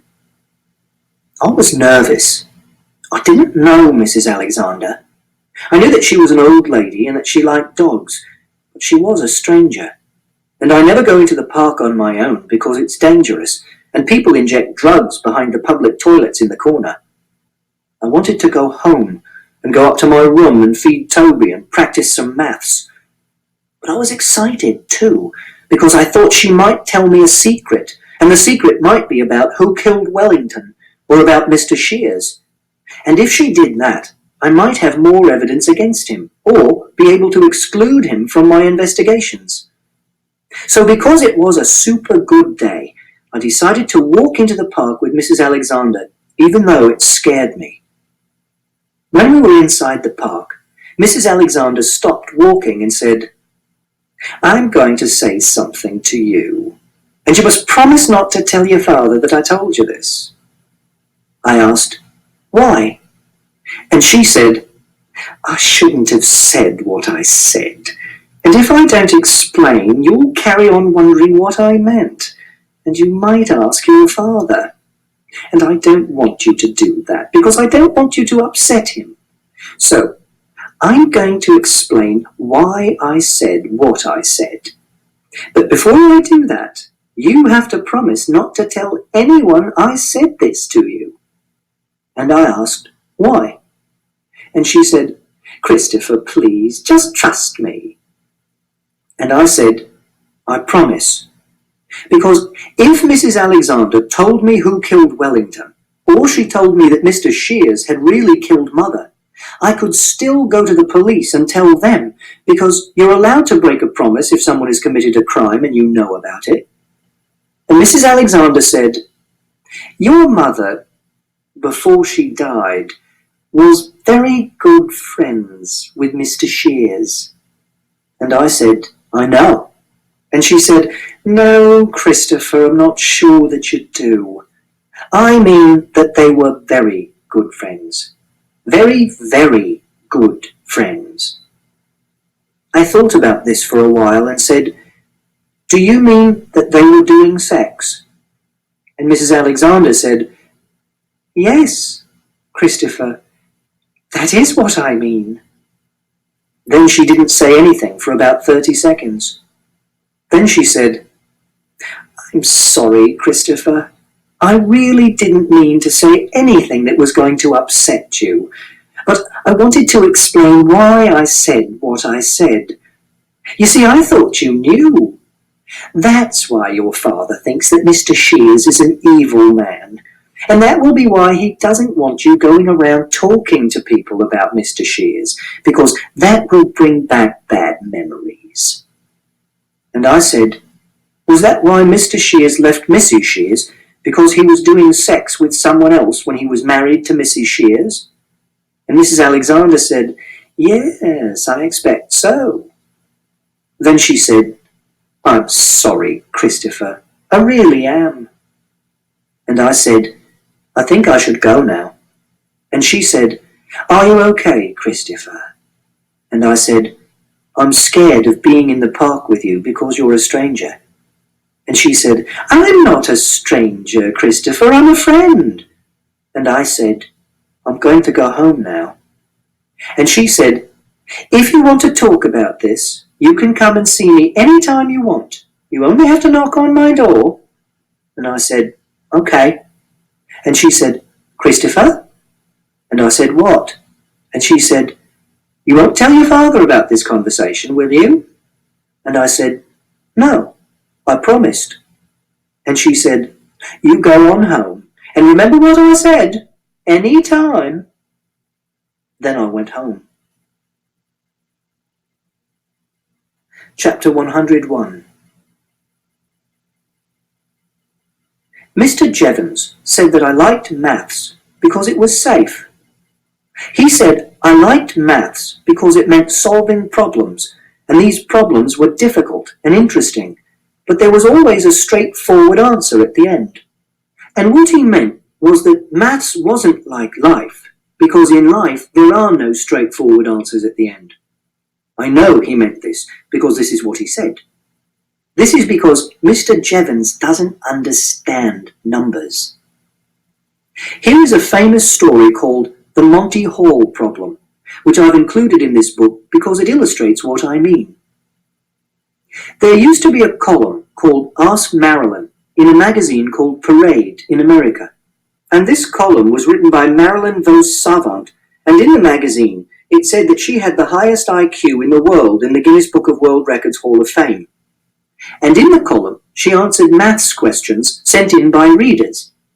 And in September 1990, this question was sent in by Craig F. Whitaker of Columbia, Maryland, but it's not what's called a direct quote because I've made it simpler and easier to understand.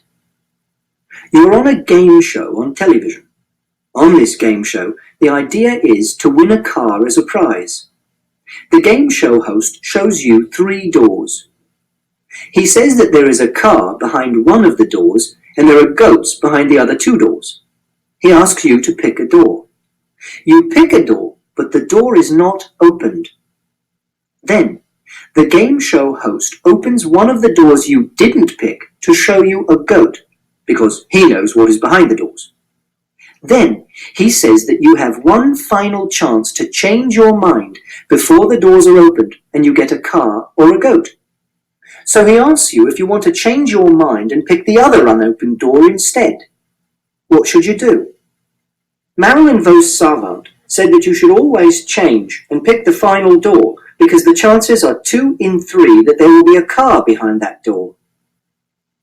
But if you use your intuition, you think that chance is 50-50 because you think there's an equal chance that the car is behind any door. Lots of people wrote to the magazine to say that Marilyn Vos Savant was wrong, even when she explained very carefully why she was right. 92% of the letters she got about the problem said that she was wrong, and lots of these were from mathematicians and scientists. Here are some of the things that they said. I'm very concerned with the general public's lack of mathematical skills. Please help by confessing your error. Robert Sachs, PhD, George Mason University. There is enough mathematical illiteracy in this country, and we don't need the world's highest IQ propagating more. Shame. Scott Smith, PhD, University of Florida. I am in shock that after being corrected by at least 3 mathematicians, you still do not see your mistake. Kent Ford, Dickinson State University. I am sure you will receive many letters from high school and college students. Perhaps you should keep a few addresses for help with future columns. W. Robert Smith, PhD, Georgia State University. You are utterly incorrect. How many irate mathematicians are needed to get you to change your mind? E. Ray Bobo, PhD, Georgetown University. If all those PhDs were wrong, the country would be in very serious trouble. Everett Harmon, PhD, U.S. Army Research Institute. But Marilyn Vos Savant was right, and there are 2 ways you can show this. Firstly, you can do it by maths with an equation. The second way you can work it out is by stating all the possible outcomes, like this. You are asked to choose a door. You choose a door with a goat behind it. You stick, you get a goat. You change, you get a car. Or, you choose another door with a goat behind it. You stick, you get a goat. You change, you get a car. Or, you choose a door with a car behind it. You stick, you get a car. You change, you get a goat. So, if you change, 2 times out of 3, you get a car. And if you stick, you only get a car 1 time out of 3. And this shows that intuition can sometimes get things wrong. And intuition is what people use in life to make decisions.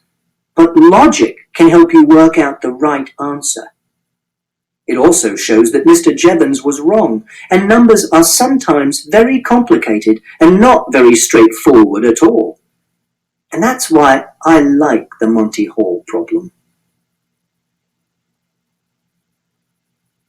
Chapter 103.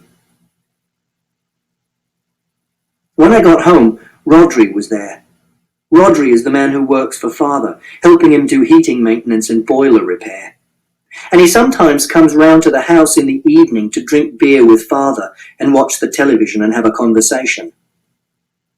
Rhodri was wearing a pair of white dungarees which had dirty marks all over them, and he had a gold ring on the middle finger of his left hand, and he smelt of something I don't know the name of, which Father often smells of when he comes home from work.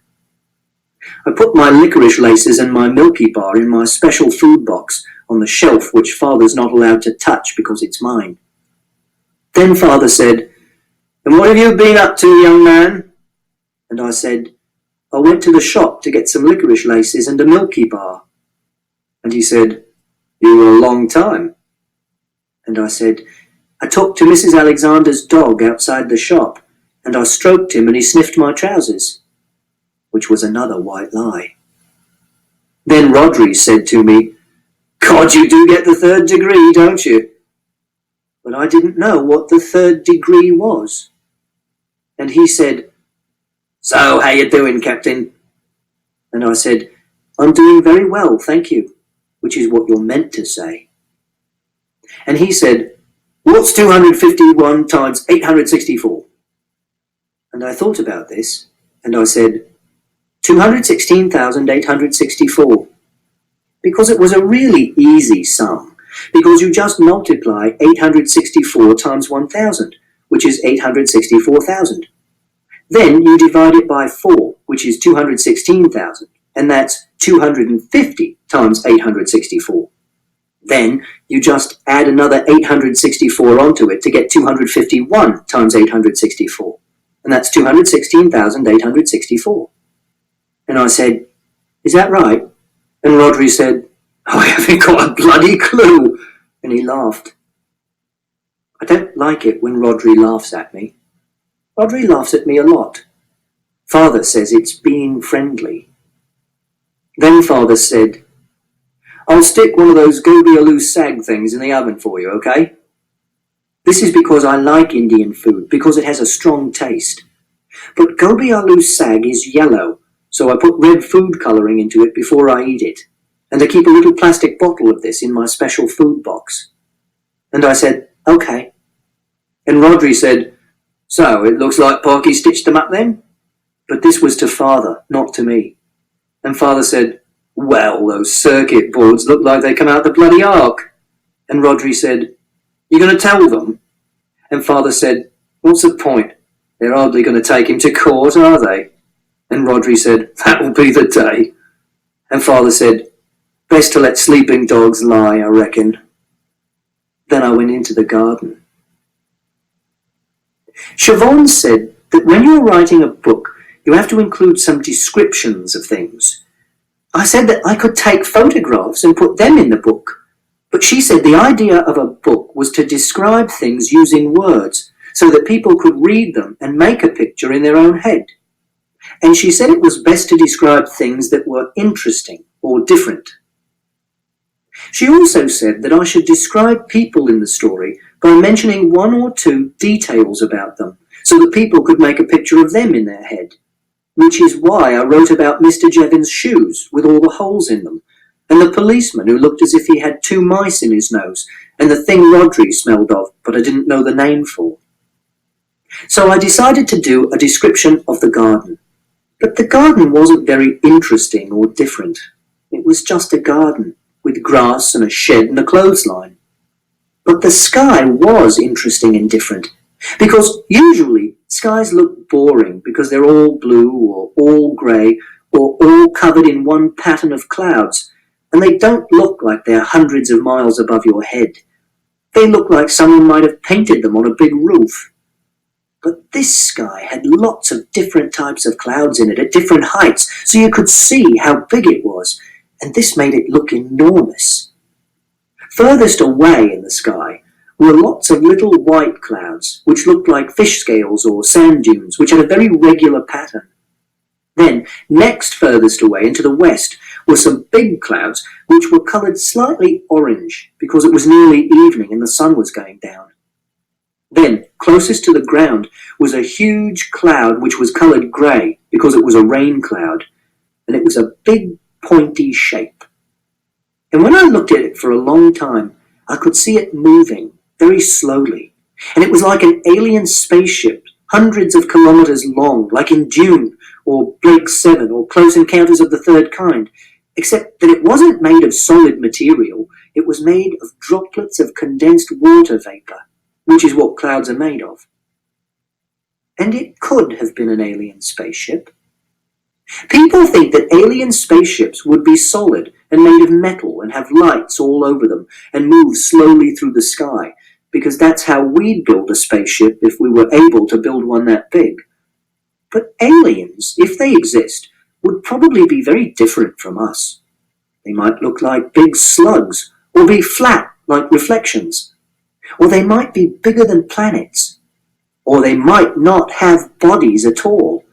They might just be information, like in a computer. And their spaceships might look like clouds, or be made up of unconnected objects, like dust or leaves. Then I listened to the sounds in the garden, and I could hear a bird singing, and I could hear traffic noise, which was like the surf on a beach, and I could hear someone playing music somewhere and children shouting. And in between these noises, if I listened very carefully and stood completely still, I could hear a tiny whining noise inside my ears, and the air going in and out of my nose. Then I sniffed the air to see if I could see what the air in the garden smelled like. But I couldn't smell anything. It smelled of nothing. And this was interesting too. Then I went inside and fed Toby.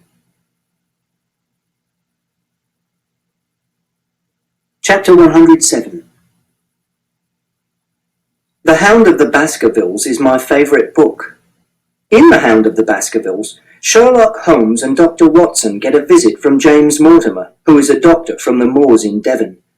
James Mortimer's friend, Sir Charles Baskerville, has died of a heart attack, and James Mortimer thinks that he might have been scared to death. James Mortimer also has an ancient scroll which describes the curse of the Baskervilles. On this scroll, it says that Sir Charles Baskerville had an ancestor called Sir Hugo Baskerville, who was a wild, profane and godless man, and he tried to do sex with the daughter of a yeoman, but she escaped, and he chased her across the moor, and his friends, who were daredevil roisterers, chased after him. And when they found him, the daughter of the yeoman had died of exhaustion and fatigue, and they saw a great black beast shaped like a hound, yet larger than any hound that ever mortal eye has rested on, and this hound was tearing the throat out of Sir Hugo Baskerville. And one of the friends died of fear that very night, and the other two were broken men for the rest of their days. James Mortimer thinks that the Hound of the Baskervilles might have scared Sir Charles to death, and he's worried that his son and heir, Sir Henry Baskerville, will be in danger when he goes to the Hall in Devon.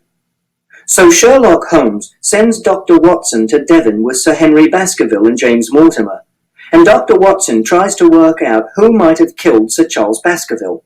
And Sherlock Holmes says that he will stay in London, but he travels to Devon secretly and does investigations of his own. And Sherlock Holmes finds out that Sir Charles was killed by a neighbour called Stapleton, who's a butterfly collector and a distant relation of the Baskervilles. And Stapleton is poor, so he tries to kill Sir Henry Baskerville so that he'll inherit the Hall.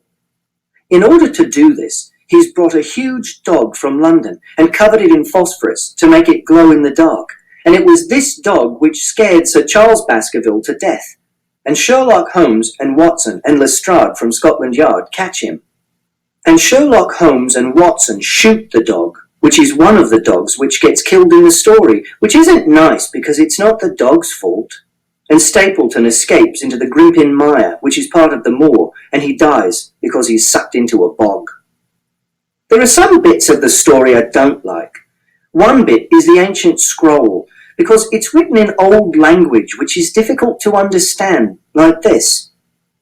Learn then from this story not to fear the fruits of the past, but rather to be circumspect in the future, that those foul passions whereby our family has suffered so grievously may not again be loosed to our undoing.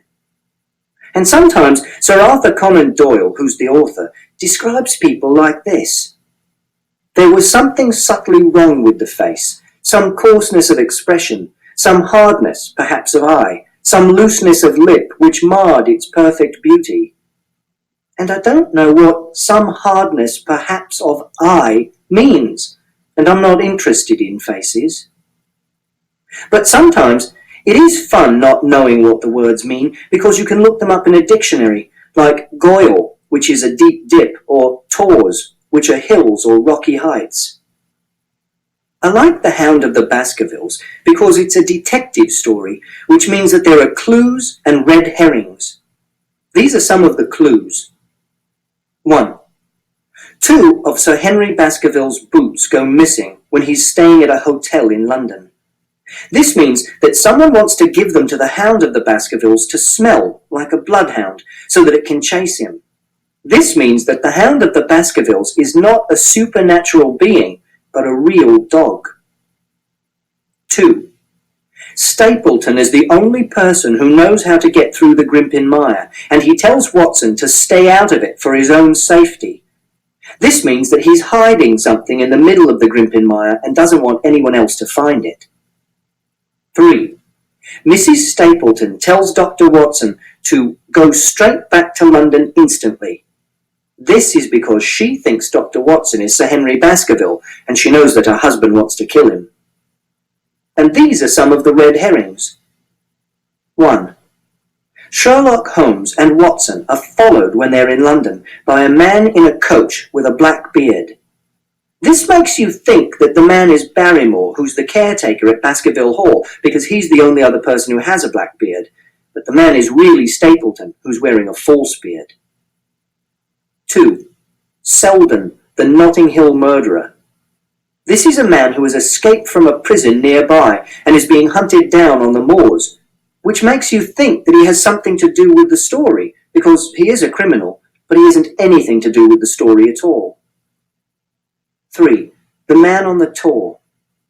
This is a silhouette of a man that Dr. Watson sees on the moor at night and doesn't recognise, which makes you think it's the murderer, but it's Sherlock Holmes, who has come to Devon secretly. I also like The Hound of the Baskervilles because I like Sherlock Holmes, and I think that if I were a proper detective, he's the kind of detective I would be. He's very intelligent, and he solves the mystery, and he says, "The world is full of obvious things which nobody by any chance ever observes. But he notices them, like I do." Also, it says in the book, Sherlock Holmes had, in a very remarkable degree, the power of detaching his mind at will. And this is like me too, because if I get really interested in something, like practicing maths or reading a book about the Apollo missions or great white sharks, I don't notice anything else, and Father can be calling me to come and eat my supper and I won't hear him. And this is why I'm very good at playing chess, because I detach my mind at will and concentrate on the board. And after a while, the person I'm playing will stop concentrating and start scratching their nose or staring out the window. And then they'll make a mistake, and I'll win.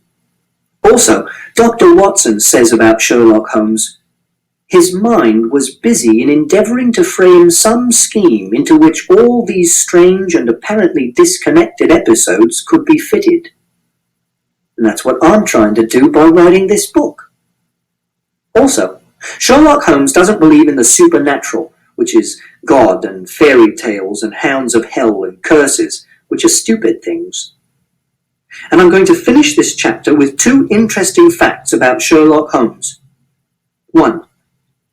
In the original Sherlock Holmes stories, Sherlock Holmes is never described as wearing a deerstalker hat, which is what he's always wearing in pictures and cartoons. The deerstalker hat was invented by a man called Sidney Paget, who did the illustrations for the original books. 2. In the Sherlock Holmes stories, Sherlock Holmes never says, "Elementary, my dear Watson." He only ever says this in films and on television.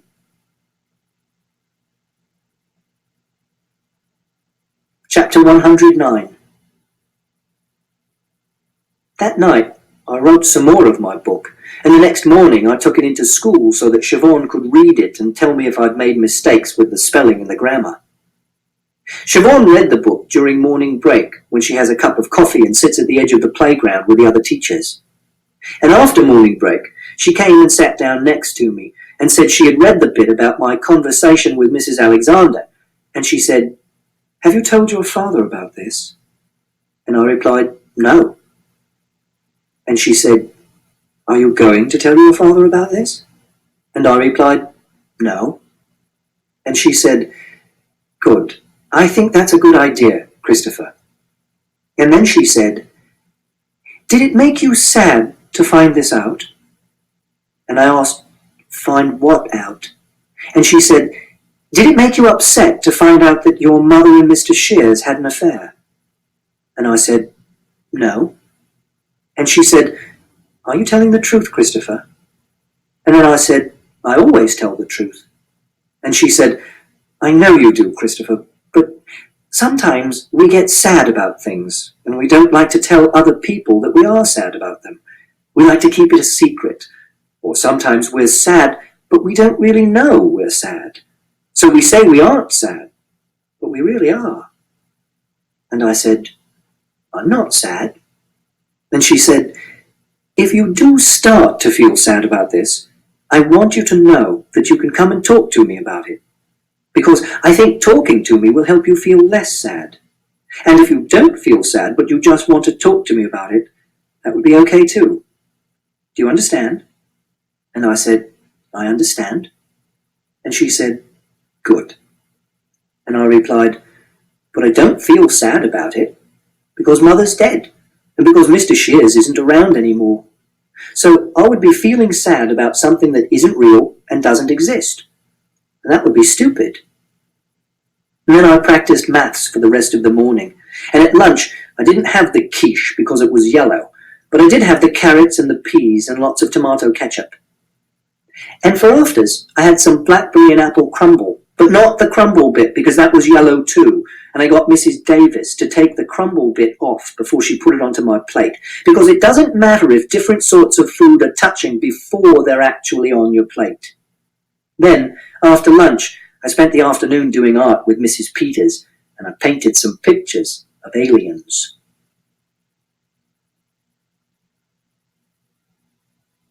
Chapter 113. My memory is like a film. That's why I'm really good at remembering things, like the conversations I've written down in this book, and what people were wearing, and what they smelled like, because my memory has a smell track, which is like a soundtrack. And when people ask me to remember something, I can simply press rewind and fast forward and pause like on a video recorder, but more like a DVD, because I don't have to rewind through everything in between to get to a memory of something a long time ago. And there are no buttons either, because it's happening in my head. If someone says to me, "Christopher, tell me what your mother was like," I can rewind to lots of different scenes and say what she was like in those scenes. For example, I could rewind to 4th July 1992 when I was 9 years old, which was a Saturday, and we were on holiday in Cornwall, and in the afternoon we were on the beach in a place called Polperro, and Mother was wearing a pair of shorts made out of denim and a light blue bikini top, and she was smoking cigarettes called Consulate, which were mint flavour. And she wasn't swimming. Mother was sunbathing on a towel which had red and purple stripes, and she was reading a book by Georgette Heyer called The Masqueraders. And then she finished sunbathing and went into the water to swim, and she said, "Bloody Nora, it's cold." And she said I should come and swim too, but I don't like swimming because I don't like taking my clothes off. And she said I should just roll up my trousers and walk into the water a little way, so I did. And I stood in the water. And Mother said, "Look, it's lovely." And she jumped backwards and disappeared under the water. And I thought a shark had eaten her, and I screamed. And she stood up out of the water again and came over to where I was standing and held up her right hand and spread her fingers out in a fan and said, "Come on, Christopher, touch my hand. Come on now, stop screaming, touch my hand. Listen to me, Christopher, you can do it." And after a while I stopped screaming and held up my left hand and spread my fingers out in a fan, and we made our fingers and our thumbs touch each other. And Mother said, "It's okay, Christopher, it's okay. There aren't any sharks in Cornwall." And then I felt better. Except I can't remember anything before I was about 4, because I wasn't looking at things in the right way before then, so they didn't get recorded properly. And this is how I recognize someone if I don't know who they are. I see what they're wearing, or if they have a walking stick, or funny hair, or a certain type of glasses, or they have a particular way of moving their arms, and I do a search through my memories to see if I've met them before. And this is also how I know how to act in difficult situations when I don't know what to do. For example, if people say things which don't make sense, like, "See you later, alligator," or "You'll catch your death in that," I do a search and see if I've ever heard someone say this before. And if someone is lying on the floor at school, I do a search through my memory to find a picture of someone having an epileptic fit. And then I compare the picture with what's happening in front of me, so I can decide whether they're just lying down and playing a game, or having a sleep, or whether they're having an epileptic fit. And if they are having an epileptic fit, I move any furniture out of the way to stop them banging their head, and I take my jumper off and I put it underneath their head, and I go and find a teacher. Other people have pictures in their heads too, but they're different, because the pictures in my head are all pictures of things which really happened. But other people have pictures in their heads of things which aren't real and didn't happen. For example, sometimes Mother used to say, "If I hadn't married your father, I think I'd be living in a little farmhouse in the south of France with someone called Jean. And he'd be, a local handyman, doing painting and decorating for people, gardening, building fences. And we'd have a veranda with figs growing over it. There'd be a field of sunflowers at the bottom of the garden and a little town on the hill in the distance. And we'd sit outside in the evening and drink red wine and smoke Gauloise cigarettes and watch the sun go down." And Siobhan once said that when she felt depressed or sad, she'd close her eyes and she'd imagine that she was staying in a house on Cape Cod with her friend Ellie, and they'd take a trip on a boat from Provincetown and go out into the bay to watch the humpback whales, and that made her feel calm and peaceful and happy. And sometimes, when someone has died, like Mother died, people say, "What would you want to say to your mother if she was here now?" Or, "What would your mother think about that?" Which is stupid, because Mother's dead, and you can't say anything to people who are dead, and dead people can't think. And Grandmother has pictures in her head too, but her pictures are all confused, like someone's muddled the film up and she can't tell what happened in what order, so she thinks that dead people are still alive, and she doesn't know whether something happened in real life or whether it happened on television. Chapter 127. When I got home from school, Father was still out at work, so I unlocked the front door and went inside and took my coat off. I went into the kitchen and put my things on the table, and one of the things was this book, which I had taken into school to show to Siobhan. I made myself a raspberry milkshake and heated it up in the microwave, and then went through to the living room to watch one of my Blue Planet videos about life in the deepest parts of the ocean. The video was about the sea creatures who live around sulfur chimneys, which are underwater volcanoes where gases are ejected from the Earth's crust into the water.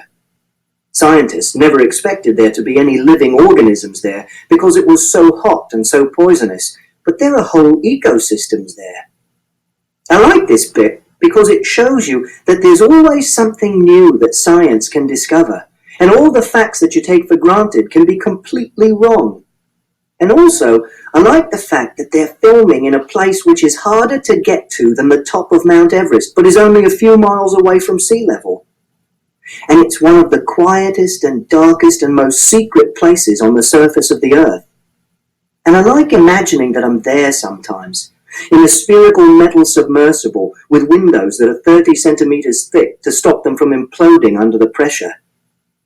And I imagine that I am the only person inside it, and that it's not connected to a ship at all, but it can operate under its own power.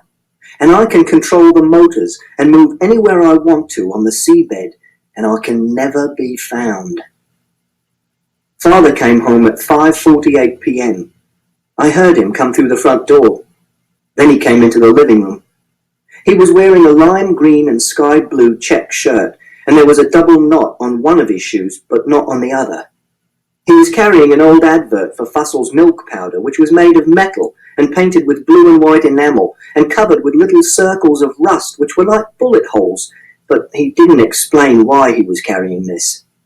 He said, "Howdy, pardner," which is a joke he does. And I said, "Hello." I carried on watching the video, and Father went into the kitchen. I had forgotten that I had left my book lying on the kitchen table because I was too interested in the Blue Planet video.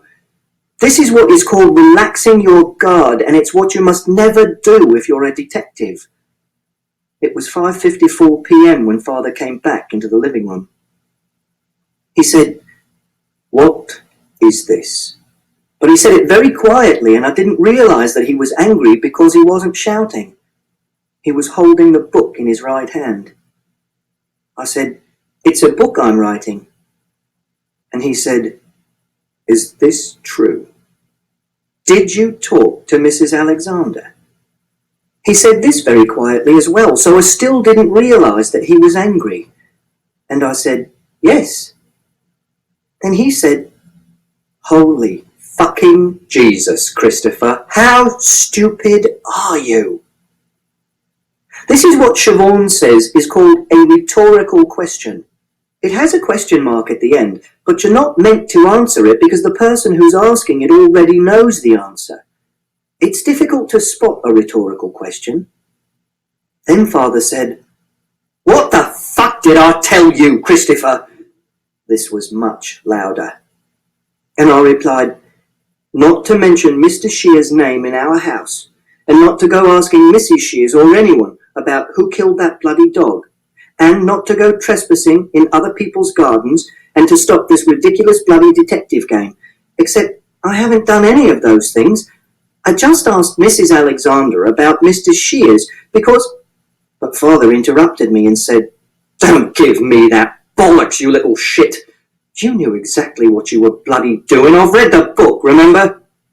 And when he said this, he held up the book and shook it. "What else did I say, Christopher?" I thought that this might be another rhetorical question, but I wasn't sure. I found it hard to work out what to say because I was starting to get scared and confused. Then Father repeated the question. "What else did I say, Christopher?" I said, "I don't know." And he said, "Come on, you're the fucking memory man."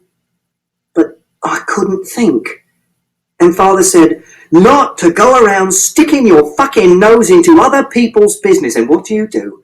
You go around sticking your nose into other people's business. You go around raking up the past and sharing it with every Tom, Dick and Harry you bump into.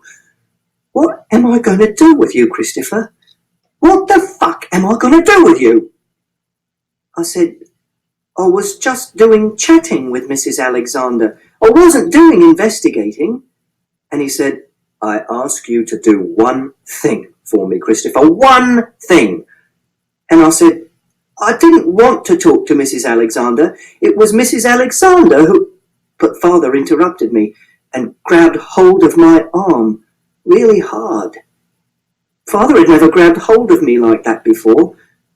Mother had hit me sometimes because she was a very hot-tempered person, which means that she got angry more quickly than other people and she shouted more often. But Father is a more level-headed person, which means he doesn't get angry as quickly and he doesn't shout as often. So I was very surprised when he grabbed me. I don't like it when people grab me, and I don't like being surprised either, so I hit him, like I hit the policeman when he took hold of my arms and lifted me onto my feet.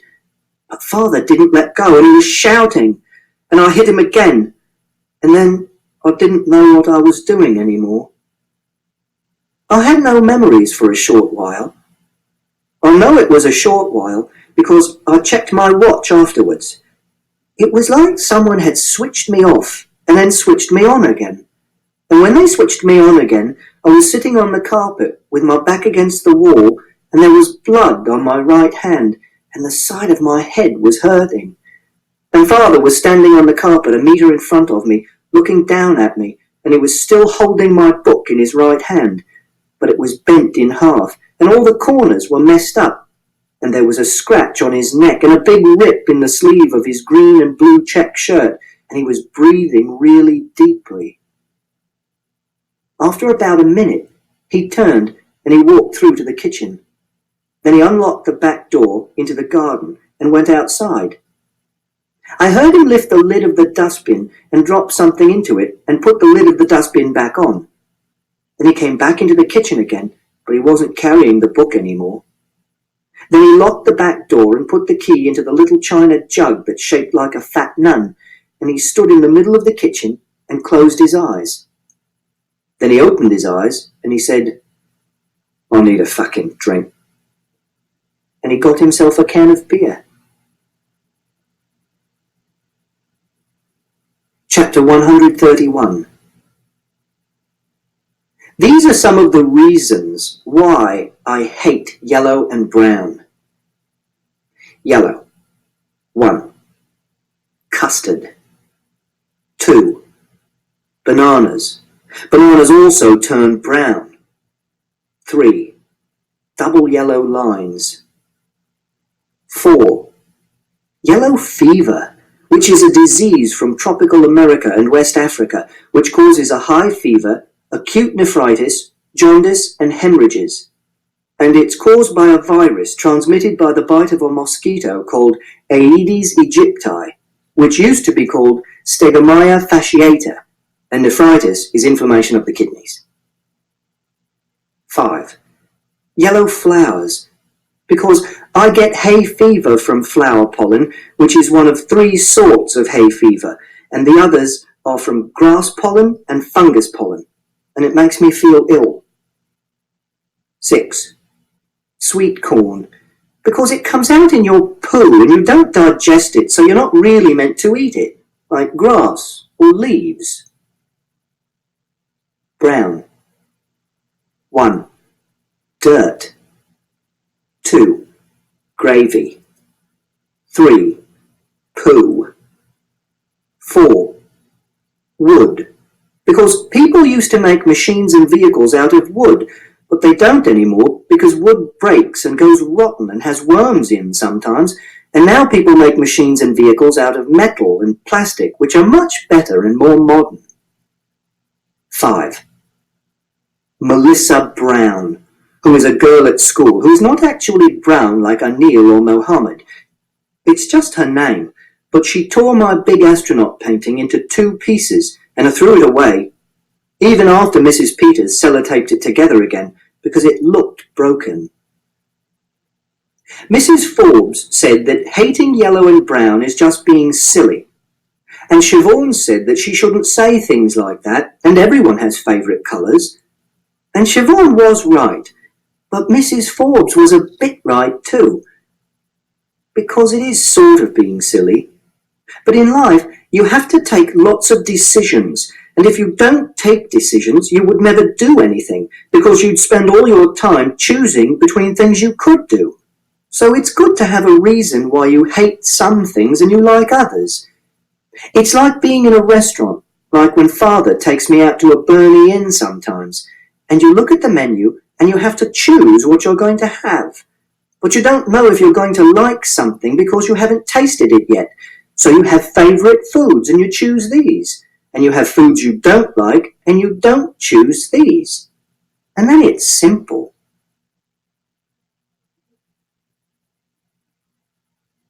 Chapter 137. The next day, Father said he was sorry that he had hit me and he didn't mean to. He made me wash the cut on my cheek with Dettol to make sure that it wasn't infected. Then he got me to put a plaster on it so it didn't bleed. Then, because it was a Saturday, he said he was going to take me on an expedition to show me that he was properly sorry, and we were going to Twycross Zoo. So he made me some sandwiches with white bread and tomatoes and lettuce and ham and strawberry jam for me to eat, because I don't like eating food from places I don't know. And he said it would be okay, because there wouldn't be too many people at the zoo because it was forecast to rain. And I was glad about that, because I don't like crowds of people and I like it when it's raining. So I went and got my waterproof, which is orange. Then we drove to Twycross Zoo. I had never been to Twycross Zoo before, so I didn't have a picture of it in my mind before we got there, so we bought a guidebook from the information centre, and then we walked round the whole zoo, and I decided which were my favourite animals. My favourite animals were 1. Randy Man, which is the name of the oldest red-faced black spider monkey, Ateles paniscus paniscus, ever kept in captivity. Randy Man is 44 years old, which is the same age as Father. He used to be a pet on a ship and have a metal band round his stomach, like in a story about pirates. 2. The Patagonian sea lions, which are called Miracle and Star. 3. Maliku, which is an orangutan. I liked it especially because it was lying in a kind of hammock made out of a pair of stripy green pajama bottoms, and on the blue plastic notice next to the cage, it said it made the hammock itself. Then we went to the cafe, and Father had plaice and chips and apple pie and ice cream and a pot of Earl Grey tea, and I had my sandwiches, and I read the guidebook to the zoo. And Father said, "I love you very much, Christopher. Don't ever forget that. And I know I lose my rag occasionally. I know I get angry. I know I shout. And I know I shouldn't. But I only do it because I worry about you. Because I don't want to see you getting into trouble. Because I don't want you to get hurt. Do you understand?" I didn't know whether I understood. So I said, "I don't know." And Father said, "Christopher, do you understand that I love you?" And I said yes, because loving someone is helping them when they get into trouble and looking after them and telling them the truth.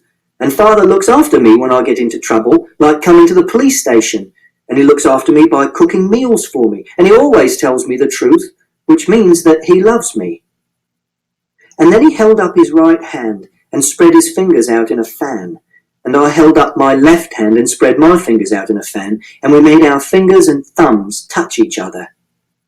Then I got out a piece of paper from my bag, and I did a map of the zoo from memory as a test.